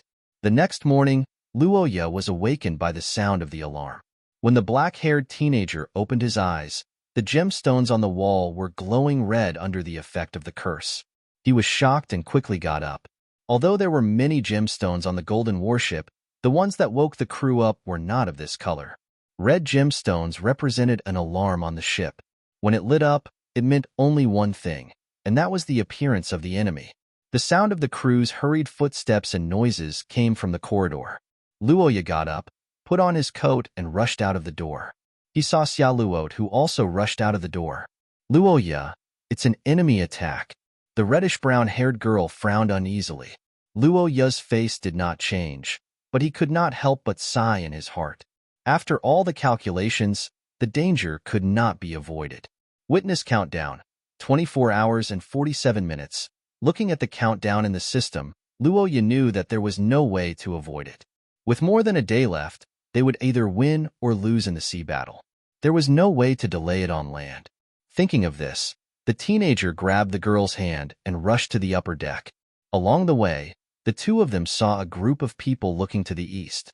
Luoya turned his head and saw a fleet emerging from the sea under the light of the rising sun. Without a doubt, the 6 light spots were the 6 disasters that Gordon and the others worshipped as the gods. As for the reason why the fleet suddenly caught up with the golden warship, Luoya also found out. The sea folk, under the light of the rising sun, the strange-looking tentacle monsters in the sea were gradually sinking into the deep sea. They hated the strong light and would only appear on cloudy days. However, they were not interested in the warships that were within reach. Obviously, the sea monsters and the rebels led by Gordon were in cahoots. In order to take back the egg, they had joined hands with the sea folk and became the traitors of the human army. Gordon should not have the ability to communicate with the sea folk. Why would those fishes help him? If it's Gordon, it's indeed impossible. However, our enemy is not only them.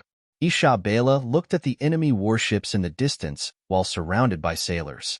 Her eyes were full of seriousness. I'm afraid it's a trick of the Saint Heroes Guild, Her Majesty said as she gave the order loudly. Dozens of warships began to set off amidst the sound of the broadcast. They gathered in formation and took up advantageous positions. Hundreds of silver eagles on the warships soared in the sky to observe the situation of the enemy. The detection under the water was also activated.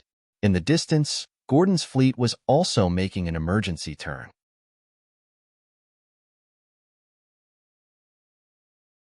The captains were personally steering the ship, trying their best to keep it parallel to the Golden Fleet's warships, so as to avoid being shot to the bottom of the sea by the bow cannons. More than an hour had passed in the midst of their respective preparations. The distance between the two sides was getting closer and closer. In a situation where both sides were clear about each other's tactics, no one would take the initiative to become the target of the main cannons. Close-range shooting and boarding battle would become the main theme. The sailors on the mast readied their arrows, and the soldiers on the side of the ship held their shields. While both sides were tense, a light flashed on St. Mary's. It was a communication request from St. Martin, the flagship of the rebels. Isabella looked into the distance. Her gaze passed through the vast sea and landed on the white-haired old man at the bow of the flagship opposite her. She thought for a moment and finally turned on the device gently. "It's been a long time, Isabella." An old voice rang out, greeting the brown-haired queen. It was also the first and last communication before the battle began. "Isabella, you should know that our race inherited the bloodline of the Highland Elves. Our bloodline gave us glory and the source of our power. Loyalty was the source of our power. Mother Goddess was the great existence that our ancestors were loyal to in the past. It was the time when our race was at its most prosperous. Only by regaining the faith of the past can we regain the glory of the past." Gordon Sophia's old face flushed red. He looked forward and shouted under the gaze of tens of thousands of people on dozens of warships. "For thousands of years, the prosperous times have become a thing of the past. Destruction is unavoidable like fate. The power of Mother Goddess and the oracles is far from what we can contend against. Compared to them, humans are like eggs. Rely on the strong, obey fate, and regain loyalty. This is the way for us to survive," the old man said as he looked up at the sky. His eyes were filled with reverence. The sea was silent. The sailors looked at each other. The loyalty, source, and the cruel reality made them cower. If it was justifiable, and if they were powerless to resist, then it seemed that it was only right to stand on the side of the strong. Gordon's words undoubtedly shook the will of the warriors. Amidst the clamor of the crowd, Isha Bela looked determined. She stepped forward and stood at the highest point of the warship, looking at the end of the waves. Gordon, don't play such tricks anymore. Perhaps our ancestors were loyal to Mother Goddess, but don't forget that before that, all intelligent races were children of Shiya. If regaining the faith of the past can make us stronger, then it can only be the primordial goddess. As for the fate of destruction, don't make me laugh my head off.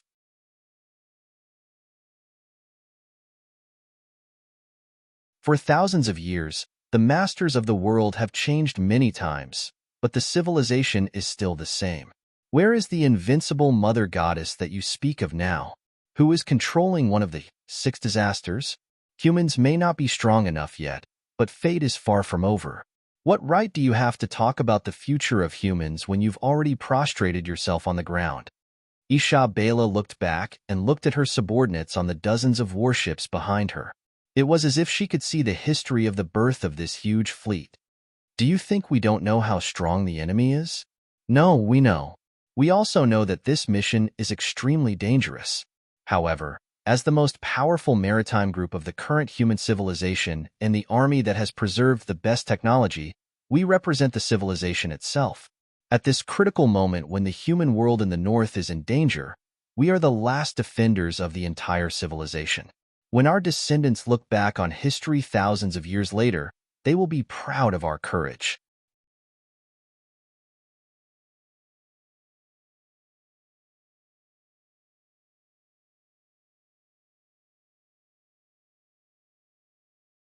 Chapter 169. In the control room, Xia Luo looked at the vice-captain, who was nervously observing the situation nearby. She gently opened the door and walked into the ship. As she walked down the stairs, she looked at the colorful gem in her hand silently. The tremors of the ship made her feet slightly numb. The roars of the soldiers could be heard even in the cabin. However, these noises did not make Xia Luo excited. On the contrary, it made her feel very depressed. As the eldest daughter of Sorophia, although Xia Luo had not experienced much bloodshed since she was young, she was not a weak princess. Her powerful, extraordinary strength and talent meant that her life would not be peaceful since she was born.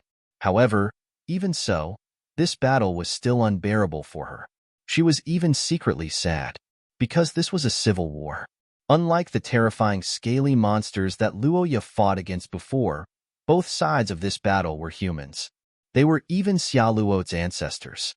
Although the girl firmly supported Isha Bela, even if she won, Xia Luo would not be too happy. Because in the end, both sides would consume the strength of the humans. The Highland Elves would be greatly weakened in this civil war. Isha Bela was very clear about Xia Luo's thoughts. It was better to say that all the people of Sorophia hated this war from the bottom of their hearts. That was why the queen did not let Xia Luo, a girl with extraordinary talent who stayed away from the internal strife of Sorophia, fight on the battlefield. She did not want Xia Luo's hands to be stained with the blood of her own people. Putting the colorful gem that could form an absolute defense in a critical moment into her pocket, Xia Luo strolled towards the egg. The mission that Isha Bela gave her was to wait here. Although it was unlikely, if the Golden Fleet lost, then Xia Luo would activate the Eternal Seal Plan and bury the Egg of Disaster in the depths of the sea forever. Stepping on the frozen ground, Xia Luo suddenly missed the days when she and Luoya were in the study of Akat Hill every day. Although those days were boring and there was no progress, now that she thought about it, she felt very fulfilled. Every morning, Xia Luo would start with a cup of scented tea personally brewed by the young man. She would read the information carefully, eat breakfast under his reminder, and argue noisily about salty and sweet. Although they would occasionally quarrel, Xia Luo was already somewhat used to it. Sometimes, she even found it quite interesting. After confiscating his potions, he would definitely feel sleepy in the afternoon. As expected, he should take an afternoon nap. No, he probably didn't need it anymore. At this thought, Xia Luo stopped in her tracks. She looked around and couldn't help but lower her eyes. Indeed, there was no need. Luoya and Xia Luo.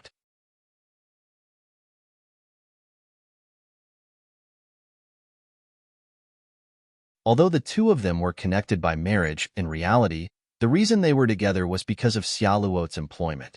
The clues of the Sophia dynasty and the lost technology were Xiaoluo's original goals. But now, this goal had obviously been achieved, and even exceeded. At the same time, the relationship between Luoya and Xiaoluo was also coming to an end. The goal of cooperation had been achieved, and the annulment of the marriage had been agreed upon. Next, it was time to end the song and disperse. From now on, their lives would return to their original paths. Luoya didn't need to brew tea anymore. He would once again become the young and promising feudal lord. Xiaoluo wouldn't complain about the sweetness of the dishes because she didn't need to worry about the other person at the dining table. Their own brilliance and no longer interacted with each other. This was their ending. Xiaoluo lowered her head and stared blankly at the ice and snow in front of her. Suddenly, she realized something strange. She didn't feel any joy. No matter if it was getting rid of the marriage or obtaining the lost technology and bloodline curse of the Sophia dynasty, she didn't feel anything in her heart. Instead, she felt miserable for some reason. He would probably return to the days when he was in love with those girls. The girl couldn't help but feel a lump in her throat. After thinking for a long time, she could only force a smile. There's nothing I can do. In his heart, I'm probably just an annoying employer, Xiaoluo muttered to herself. She couldn't help but feel that her mood was very strange. However, the self-pitying girl didn't notice that while she was lost in her thoughts, a humanoid figure had silently stood up behind her. His body was made of liquid, and most of his facial features were missing. Only his terrifying mouth full of jagged teeth cracked open as if he was silently mocking her. If we can still be together. No, you can't go anywhere. Huh. A hoarse and ear-piercing reply came from beside her ear. Xiaoluo's eyes widened, and she suddenly turned around. Sharp claws made of liquid pierced towards the girl's neck. Xiaoluo's protective pendant that sensed danger suddenly released a burst of light. But what the girl didn't expect was that the barrier that could stop a high-level extraordinaire was actually shattered by the sharp claws. At this critical moment, Xiaoluo held the rainbow gem and wanted to build another defense, but it was all too late. Under the girl's desperate gaze, the sharp claws made of liquid came head-on. With the sound of a blade piercing into flesh, blood and flesh splattered. Crimson blood flowed down Xiaoluo's cheeks. The warm feeling brought with it the warmth of its owner. The girl widened her eyes and stared at the boy who suddenly descended from the sky and protected her in his arms. Her brain was numb and couldn't function. Hey, are you okay?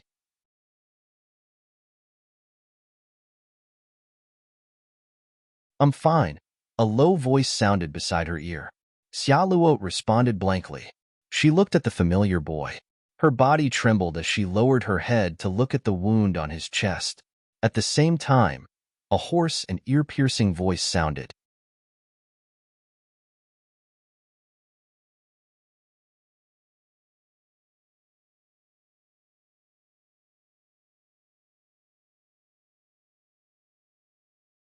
Chapter 170. In the cabin, the man and woman who had just escaped from danger hugged each other.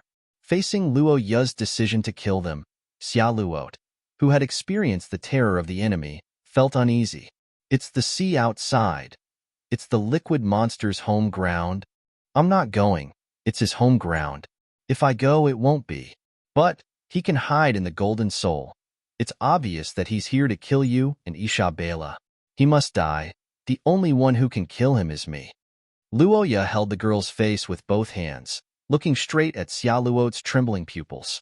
His emotions were affected by his ability, as cold as ice, but his words were full of gentleness. Wait for me here. Be good. Okay. The girl blushed and nodded under Luoya's gaze. She activated the gem in her hand to open the barrier, and at the same time, Luoya's figure disappeared in the dancing snowflakes.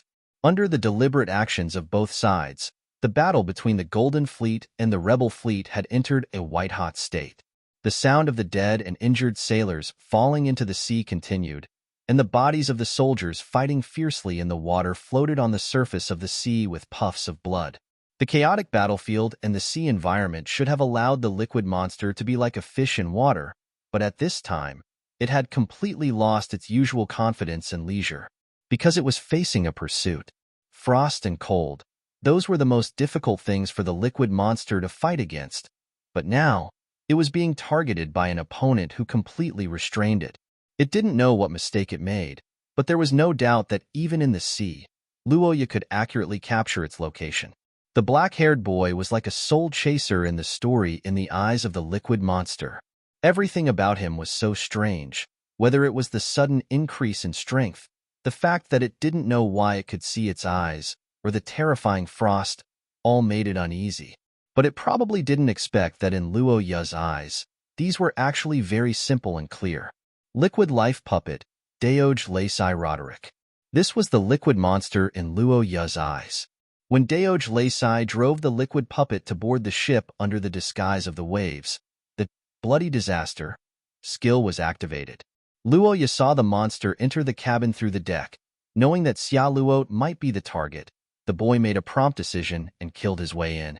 Facts proved that Luoya was too impulsive. Even with the giant skeleton blocking him, the huge difference in strength still made Luoya had a trip to the gates of hell, but that was all in the past. Pei Tila's blessing, this skill that could only be used once, was far more powerful than Luoya imagined. Although the time was limited, it was able to raise Luoya's source rank to source rank 3.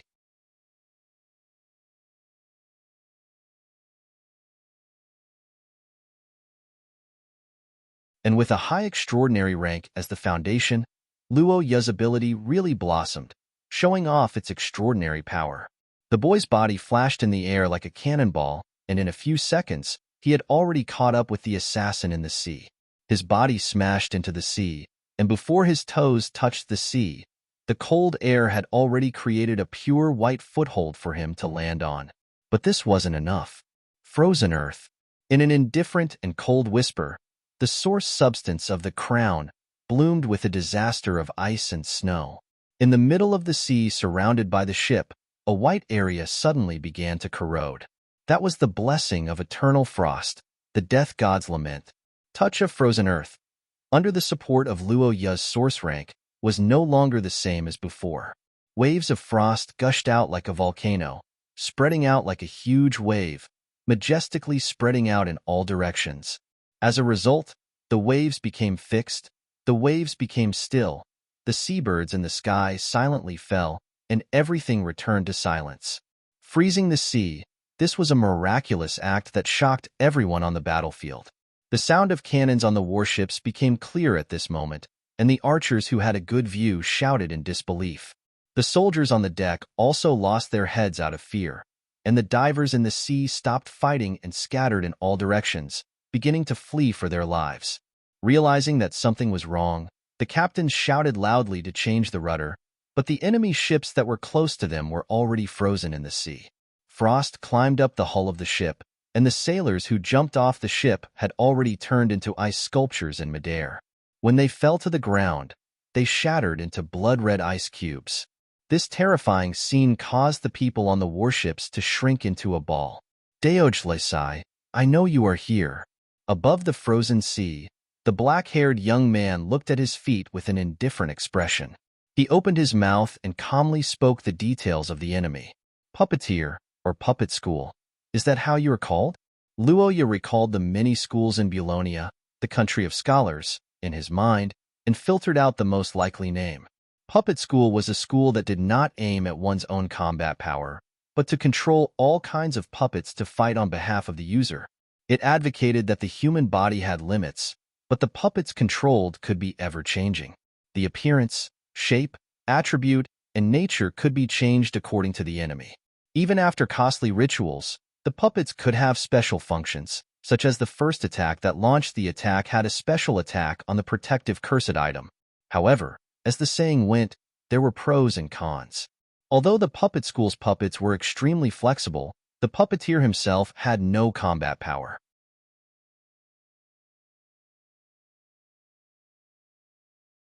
He could hardly move effectively in the process of controlling the puppets, and the source rank of the puppets could not be higher than the puppeteer himself.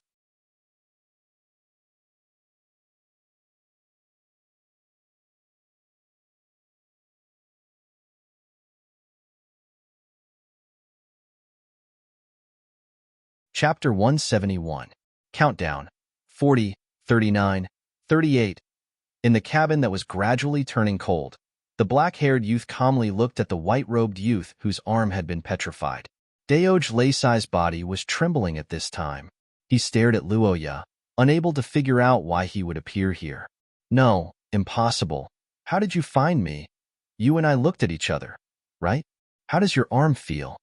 Luoya answered the last question of the dying man in front of him indifferently. Daoj Leisai's face turned pale when he heard this.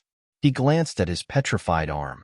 He did not expect that this small remnant of the curse power could make Luoya follow him all the way here. Wait. I'm a director of the Saint Hero Society, and I have a very high position in the sect. You are Luoya, right? Tell me what you want, and I can satisfy you. Daoj Leisai's white eyes gradually regained their color. He squeezed out an ugly smile on his face and quickly explained his position. However, the black-haired youth's face did not change at all. Don't waste your energy. What you said is not important to me. Then what's important? You can tell me. Not you. It's very important to me. Luoya glared at the enemy who had come to kill Xia Luot, and the cold air on his body surged like a dragon. Daoj Leisai's face changed dramatically when he heard this. In the next moment, the puppet master's body suddenly burst into a bloody mist as he made his final struggle. Flesh decomposition. This was Daoj Leisai's last life-saving move. His body would become a bomb of curse power and explode violently. His body could be decomposed into thousands of pieces under the control of his mind. As long as one piece could escape, Daoj Leisai would have a chance to survive. Of course, the price of this was the loss of vital organs and functions for the rest of his life. He would live like a ghost, but this was nothing compared to death. After all, as long as he was alive, many things could be recovered little by little in this world where extraordinary power existed. After knowing that Luoya would not let him go, the puppet master's curse power was very decisive. In an instant, a violent explosion occurred in the narrow space of the spaceship, and a huge wave of curse power lifted everything into the sky. It was a bomb made by a source level 2 extraordinary with all his remaining curse power. When the bomb exploded, the violent fluctuation of curse power could be felt clearly even thousands of miles away. The spaceship Daoj Leisai was on was blown into two by the terrifying explosion. The bloody sailors and the broken deck rolled into the sea together, and the billowing smoke blocked the view. The puppet master's remaining consciousness could not help but feel a little relieved after the explosion. With such a powerful attack in such a small area, even if Luoya did not die, he should not be able to chase after him.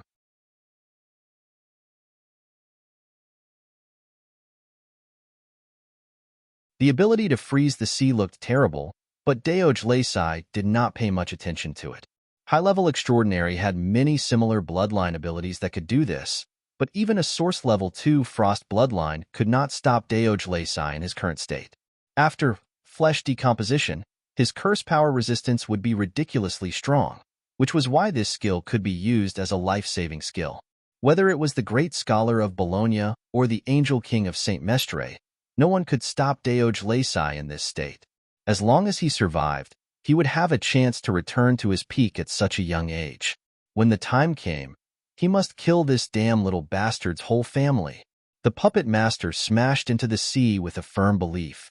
At the same time, the frozen energy on Luoya's body exploded again.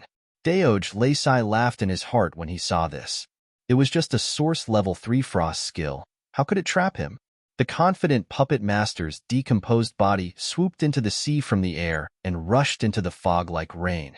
However, what happened next was the opposite of what he thought, and he could not even understand it.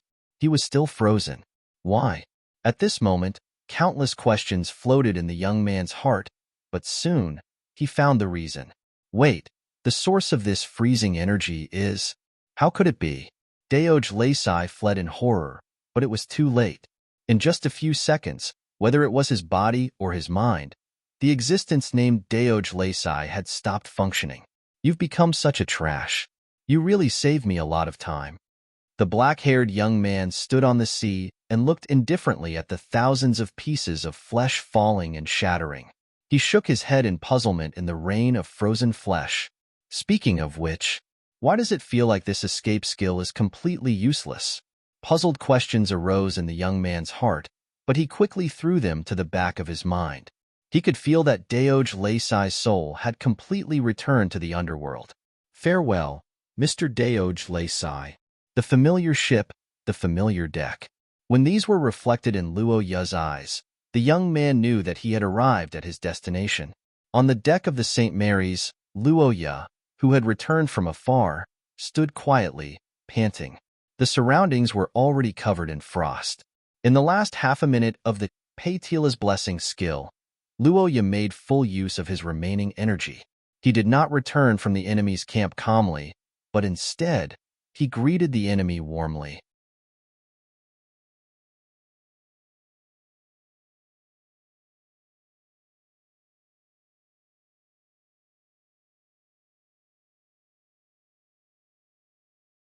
Chapter 172.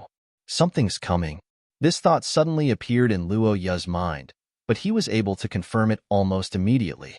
It was a vague feeling, but it was also a pressure that couldn't be ignored. It trembled like a piece of ice suddenly pressed against the back of one's neck in the middle of a hot summer day. The pressure was also like the gloomy wind howling under the rolling dark clouds in the sky. Luo Ya's blurred consciousness quickly sobered up under this mysterious feeling. His golden pupil shrank, and the arm that was hugging Xia Luo tightened, startling the girl. Luo Ya? What's wrong? Are you in pain anywhere? The reddish-brown-haired girl wiped away her tears and asked anxiously. However, Luo Ya didn't know how to answer. He leaned on the girl's body in confusion and looked towards the horizon. Suddenly, he realized that the golden sun had disappeared at the limit of his vision. In the direction where the rising sun should have been, a black spot was expanding in the golden sunlight. It was like smoke, but also like a creeping darkness. Under Luo Ya's shocked gaze, the strange black thing swallowed everything. The light of the sun was covered, and everyone on the enemy's warship realized that something was wrong. Hey, what's that in the east? It's black. What's that? The sailors on the tall poles shouted to report the abnormality. The soldiers around Luo Ya frowned. Their long years of combat intuition told them that something was wrong. Xia Luo stopped wiping Luo Ya's sweat and followed Luo Ya's gaze to the east. The actions of the crowd caused a chain reaction. More and more people stopped what they were doing and looked towards the east. The gradually darkening sky caused the warships in the battle to automatically turn on their lights. The sound of cannon fire gradually stopped, and the people in the boarding battle began to split into two sides and look around vigilantly. What's that? Speak. Above the sea, Isha Bela roared angrily as she pressed the gem trigger against Gordon's head. However, the old man's consciousness was already hazy. His blurred eyes looked towards the dark sky, and his face was filled with fear and worship for the gods. That's why I said before, Isha Bela, don't try to resist. That will only lead to death. He has always been following behind us and obeying the Mother Goddess. That is our destiny. God's punishment will cleanse all traitors. Bang! In the midst of the sound of the trigger being pulled, the head of the fanatical believer shattered into pieces. Isabella looked indifferently at the dismembered corpse in front of her that sank into the sea, her tone cold. Even if you're the leader of the rebels, you're still a king. You can bow to your so-called God as a believer, but before that, every king has to consider their people first. The brown-haired queen looked up ahead. The darkness that covered the sky was rushing over from the distant horizon.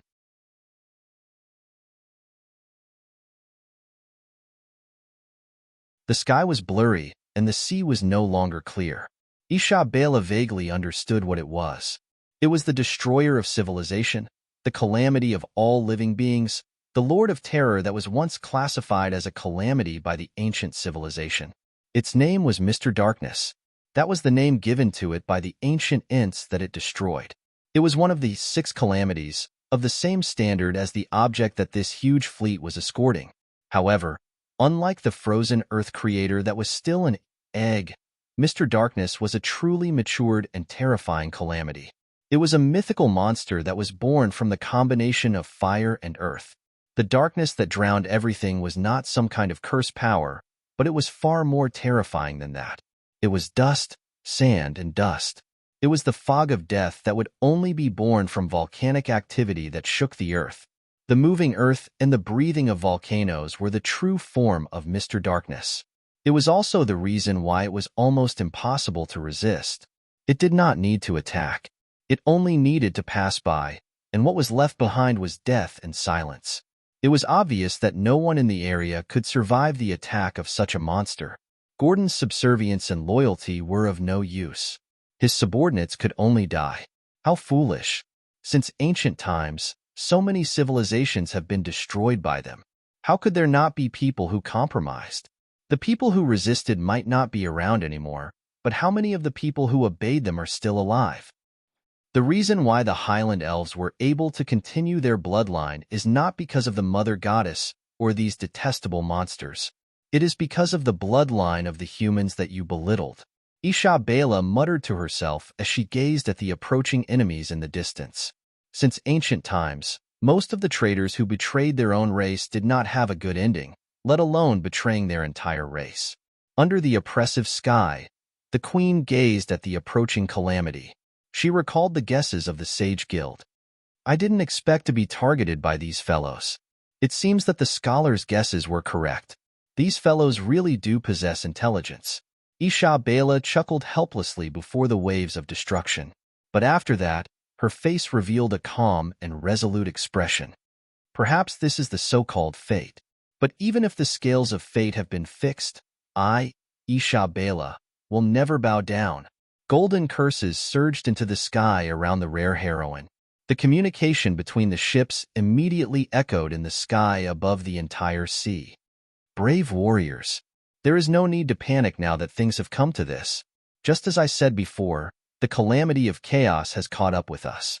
The footsteps of destruction are approaching our civilization. Gordon's illusions have been shattered.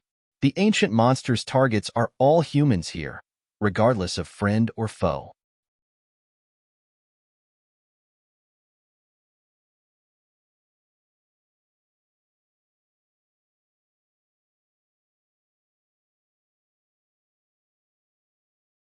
Chapter 173. In the dark canyon, Luoya looked up into the distance. The black mountain range stretched as far as the eye could see. The towering mountains blocked the sun, and only a little bit of light could be seen from the gaps in the mountains. Petra's golden hair was shining in the dim environment, and her white robe had a unique, enchanting charm. She closed her eyes and sat on the throne as if she was in a deep sleep. She didn't open her eyes until Roja came from afar. What a surprise! You don't seem to be in a hurry. The golden-haired woman stared at the young man walking over and blinked her eyes in confusion. You should like that girl, right?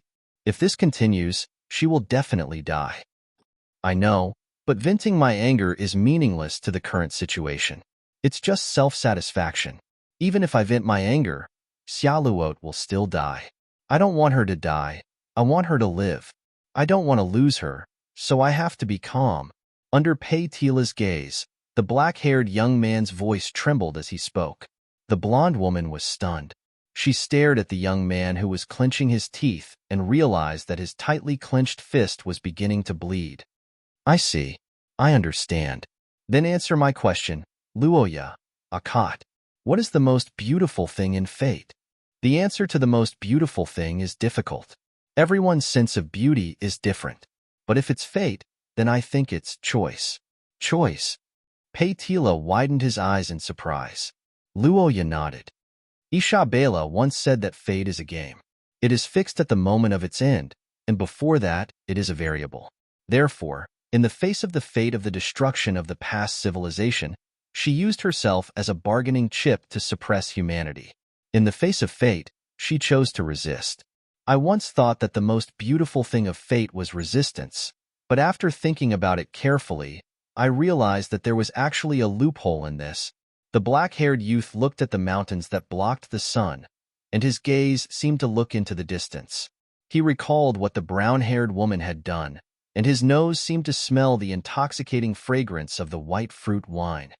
If I had told her in advance that this escort journey would be her last journey, and if I had told her in advance about the final result of the scale, Would Isha Bela have bowed to those monsters like Gordon and worshipped them as God's messenger? No, she won't. Luoya shook his head and calmly denied it. He sighed with respect and admiration. That's because Isha Bela is a ruler. She's not Sophia's ruler, but the ruler of all humans. Even if she knows that she's going to die, she'll definitely follow fate and set sail for the future of the entire human race. She'll sink the egg of disaster into the ocean forever. On the battlefield, there are heroes who face death unflinchingly in order to protect their comrades.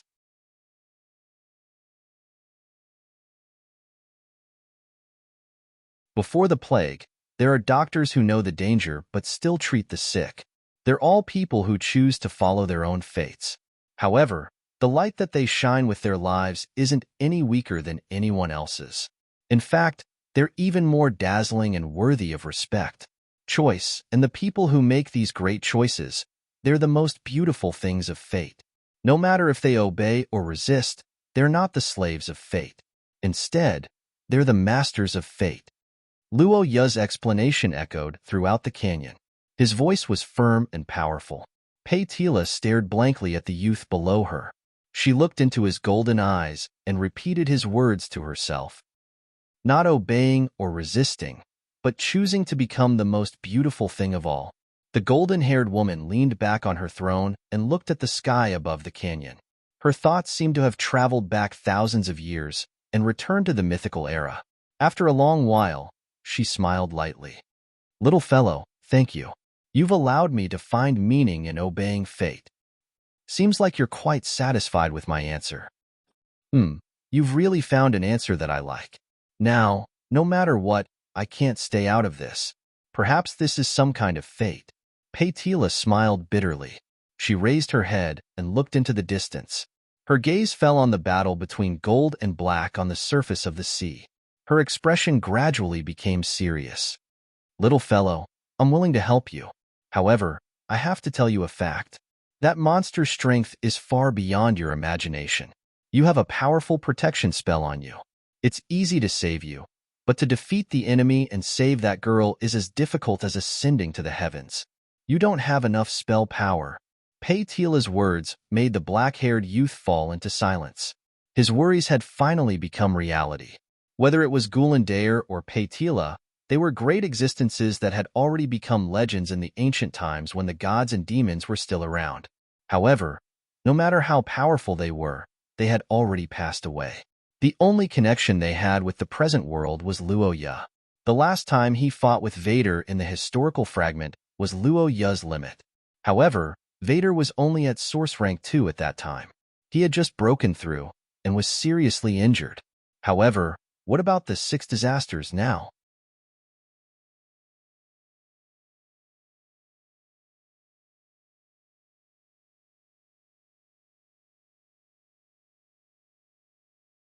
Chapter 174.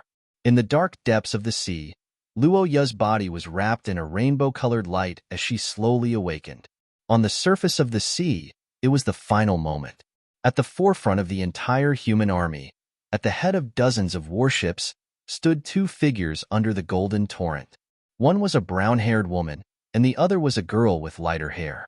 Isha Bela looked at Xia Luot with a surprised expression. Although it was weak, she had indeed sensed the energy fluctuations of the rainbow-colored crystal. Her Majesty glanced behind the girl and widened her eyes when she didn't see Luo Yu. So that's how it is. What a silly child. But I don't have the right to criticize you. Isha Bela smiled bitterly as she opened her palm. A shining ring appeared in her tightly clenched palm. It was her engagement ring. Protecting mankind and civilization was indeed a great goal and a noble ideal, but it was very difficult for human beings to persist in a predicament with only ideals and goals. When disasters came, it was often the smaller and more intense feelings that made human beings burst out with unimaginable strength. For example, family and love. Protecting one's family and one's lover. This was what Xiaoluo thought. At the same time, it was also the source of Isha Bela's courage and the motivation to move forward. Amidst the furious roar of the dark monster, the 2 women who were in love looked at each other and smiled. They were no longer afraid. They reached out their hands together. In the golden waves, the Colossus trembled and began its final battle with Mr. Darkness. At the same time, Luoya had already disregarded life and death in the dark depths of the sea.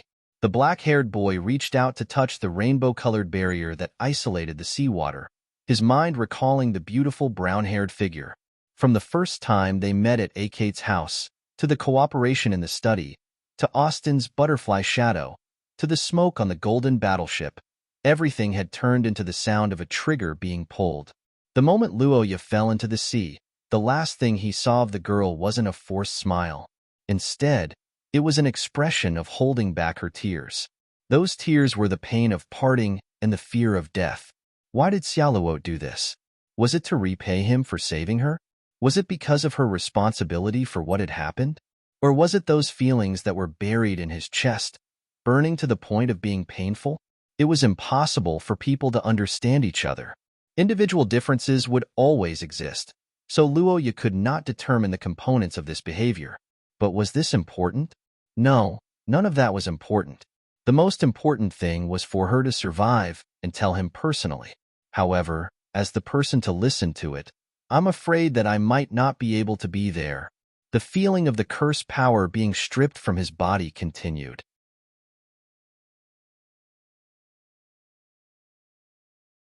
Luoya could feel that a huge body was being built in the darkness behind him. But just as Paitila said, his curse power was far from enough. He could only overdraw his life force to replace it. The red curse power once again engulfed Luoya as if it was burning.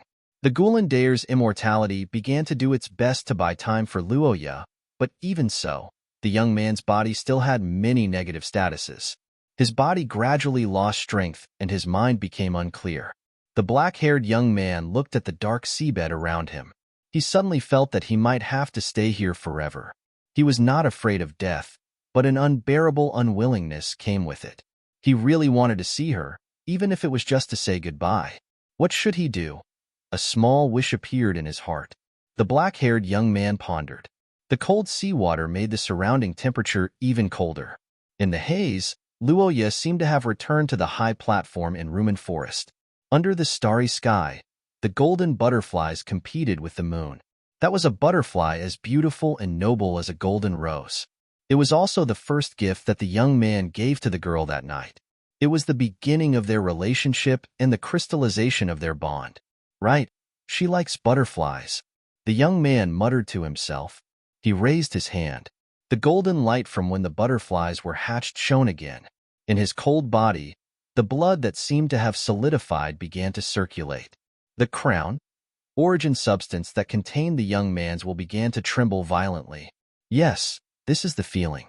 Luoya recalled the time when the butterfly monarch broke out of the cocoon and circulated his blood. Simulating the birth of the luminous butterfly did not require much curse power. At this time, he also did not consume much. In the familiar darkness, golden butterflies spread their wings one after another. They gathered into a group of butterflies and circled around their master. There was light in the darkness again, but last time it was in the dark night. This time, it was in the deep sea. Unknowingly, not only the butterflies, but also Luoya was dyed with a layer of light. The golden curse power spread like a rendering, causing the huge figure in the seabed to suddenly open his eyes. This is... The ancient god raised his head and looked at the fragment of the crown in disbelief. On the other side, the black-haired young man's face also showed a satisfied smile. Go.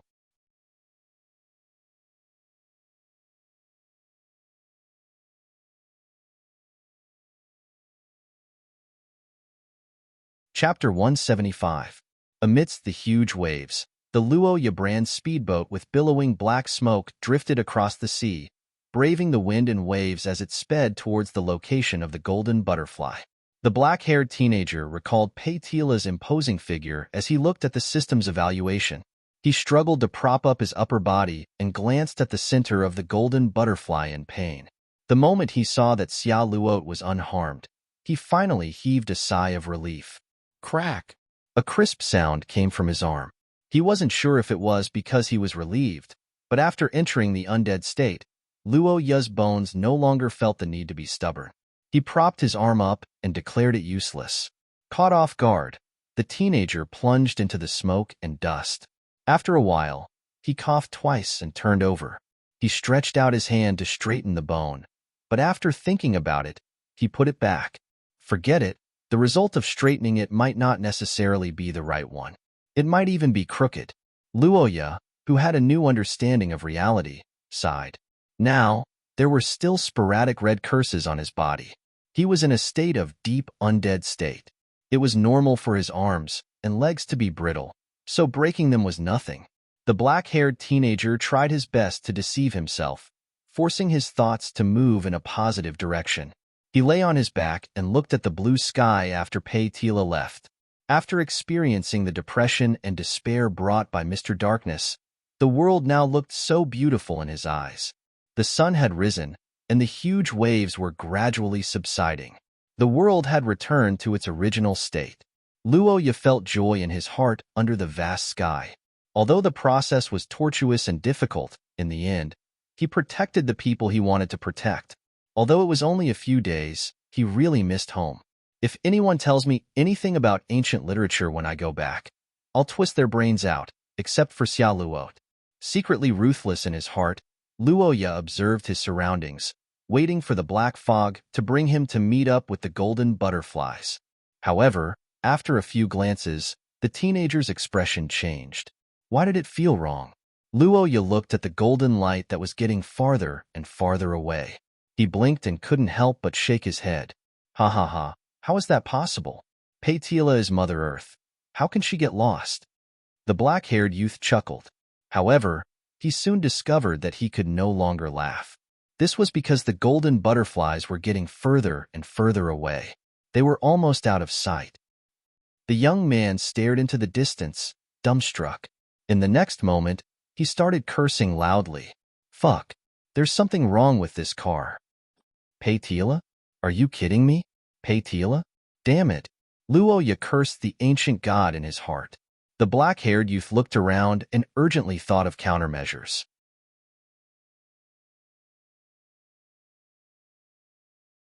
After thinking for a while, Luoya realized that there was only one thing he could do.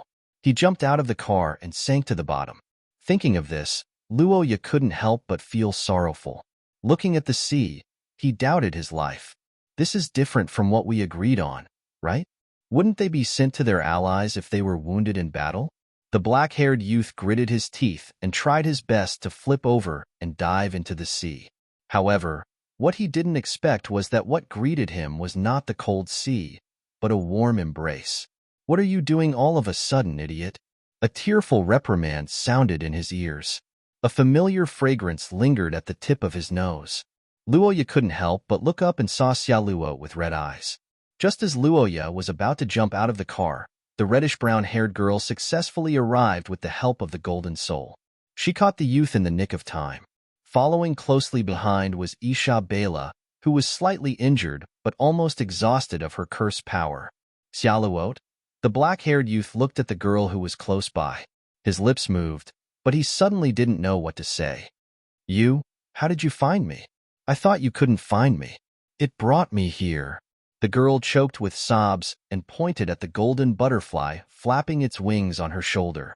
Luoya was surprised when he saw this, but he immediately felt relieved. I see. Looks like the gift has arrived, the youth said with a chuckle. However, the girl hugging him couldn't laugh anymore. Xia Luo's eyes swept across Luoya's battered body. The tears that she tried to hold back finally flowed down her face. How could this be? You're injured so badly. If this continues, Xia Luo cried as she took out gems one by one. She pulled the trigger, and the precious gems shattered and dissipated one by one. Healing and purification, stamina recovery, and mental stimulation. A series of buffs were cast on Luoya's body as if they were free. However, the effects were minimal.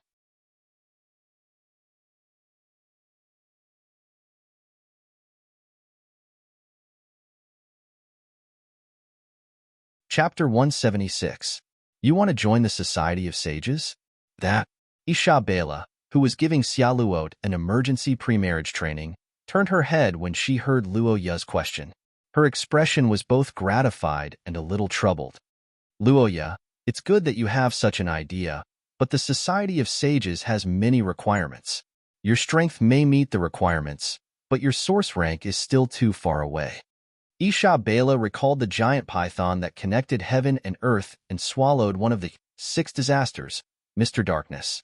She couldn't help but have a completely different understanding of Luo Ya's strength. Although she didn't know how he formed a connection with that kind of god, there was no doubt that it was a huge power that the Society of Sages urgently needed. Sister Isha Bela, I understand the difficulties of the Society of Sages. Is there any other channel? No matter what, can you give me some clues? The black-haired young man said anxiously. Of course, he didn't really want to join the Society of Sages. After all, hundreds of years after Luo Ya and Xia Luo existed, this mysterious society had long disappeared in history, leaving behind many mysteries. Isha Bela, this was the only member of the Society of Sages that Luo Ya had met so far, and she was obviously a core member.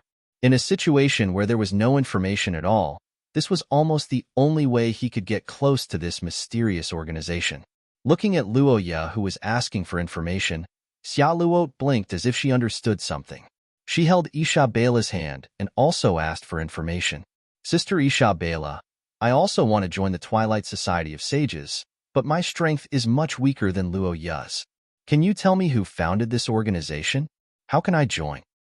The Twilight Society of Sages was founded at the end of the last era. I don't know who the founder is, only the president should know. The president? That's right, it's Sage. This title is exclusive to the president of the Sage Society, and according to what the sage said in the past, there should be a succession of titles. Isha Bela crossed her arms and recalled the president's words. After a while, she repeated it for Luo Ya and Xia Luo. The sage once said that the wise one of the past would be in an even more difficult situation. The enemy isn't just the mother goddess. Based on past experience, even he might be sacrificed. Luo Ya's eyes widened as he listened to Isha Bela's words. Once, past experience, sacrifice. Putting these words together, it was obvious that the sage had changed, but he had no idea who it was. From the looks of it, he could only start by joining. Luo Ya, who had changed his direction, started asking about the way to join the society. Isha Bela thought for a while and pointed the way for the 2 children. Due to the nature of the Sage Society, there may be serious consequences if a traitor appears.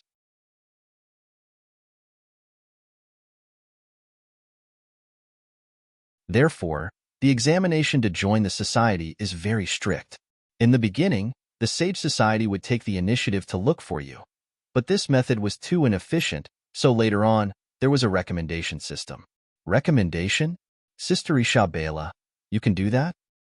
I do have this authority, but to join the society, you need at least 2 recommendations. 2 referees? I thought you didn't know each other? Luo Ya was a little dumbfounded by Isha Bela's answer. According to the information he knew, the sages of the Sage Society basically didn't know each other. So how could he contact 2 members? Was it to discuss the recommendation together? That didn't seem very likely. After all, the recommendations were transparent.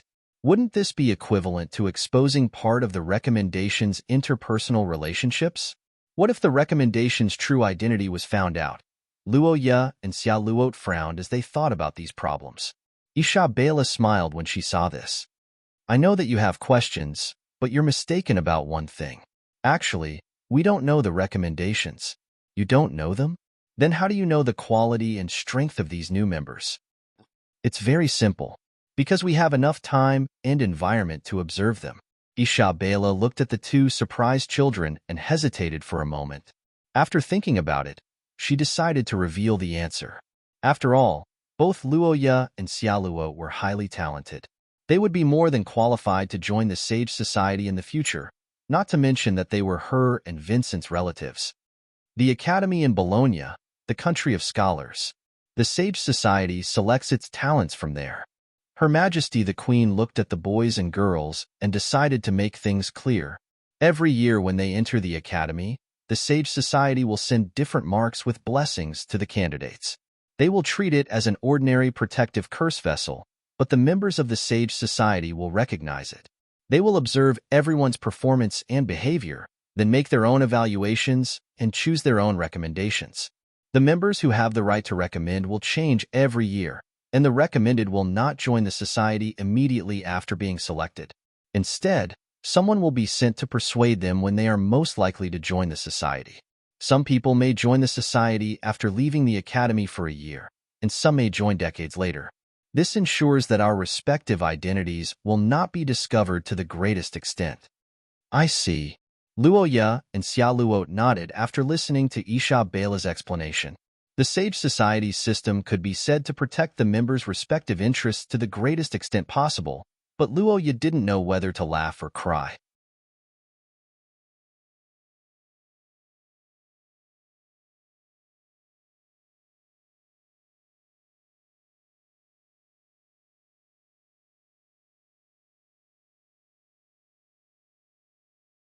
Just like the social animals in Luo Ya's previous life, the soldiers were not fools.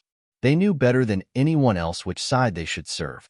The New Year's celebration went smoothly and successfully, and Princess Nuo Ayer's reputation rose to its highest point yet. However, as the princess herself, Nuo Ayer had another purpose for coming here. She was here to visit Kadia. There were two reasons for this. On the one hand, since Luo Ya could not come to the eastern region, it was necessary for her to visit the elders of her beloved's family. On the other hand, Nuo Ayer needed to find Kadia to discuss the matter of canceling Luo Ya's engagement. As the head of a family who pursued stability, Kadia, who believed in free love, stood on the side of Nuo Ayer and Ai Lizi. During the new year, news of Luo Ya's old father personally taking part in the battle spread like wildfire, and he almost succeeded in helping the two of them solve a big problem. However, as the saying goes, when Nuo Ayer and Ai Lizi felt that everything was settled, and when Kadia slapped his thigh and thought that he had succeeded, Luoya was already reading a book hand in hand with the capital dog. Then came the tragic news. The plan was exposed, and the native Ai Lizi was defeated by the powerful dragon. She could only escape to the holy capital and urgently contact Nuo Ayer. To be honest, when she heard Ai Lizi say that she did not manage to hold on, Miss Angel's mood collapsed, and she cursed on the spot. "You came back just like that? Are you a waste? That's your home." Nuo Ayer was very excited at that time, but Ai Lizi was even more excited in the Akhat family's emergency communication system. "Isn't it because your plan was exposed that Xiaoluo discovered some clues and told Big Bro? Now Big Bro Luo, you must hate me." "Who?" The silver-haired girl began to wipe her tears as she spoke. Her aggrieved look made Nuo Ayer's head hurt, but after hearing Ai Lizi's complaints, Miss Angel was speechless. As the saying goes, it's not that Ai Lizi didn't work hard, it's that Xiaoluo was too cunning. She used fate divination 3 times to confirm her love. Nuo Ayer was dumbfounded when he heard this. Moreover, in terms of identity, Xiaoluo had a natural counter to Ai Lizi. In Luo Ya's previous life, Xiaoluo was an outsider's daughter-in-law. As for Ai Lizi, she was the family's sister-in-law and adopted sister. Her identity was really difficult to deal with. If she made things difficult for Luoya, not only would it be rude, but it would also destroy Ai Lizi's image in Luoya's heart. It might even push Luoya to the side of an enemy. Xiaoluo didn't have any restrictions. Every day, she would be by Luoya's side, hugging and hugging Ai Lizi. She would often make Ai Lizi bite her handkerchief with tears in her eyes. Although Big Bro Luoya said that he only had a deal with that woman, and that once it ended, the engagement would be cancelled, but, heh, you believe that kind of nonsense? Nuo Ayer scoffed at Luo Ya's words. Perhaps the youth wasn't lying, but she felt that Xiaoluo was lying. "You've already used fate divination 3 times. And you're telling me that you're not moved and that you only had a deal with him? Do you think I'm an idiot?" Miss Angel thought angrily. She felt that her intelligence had been insulted.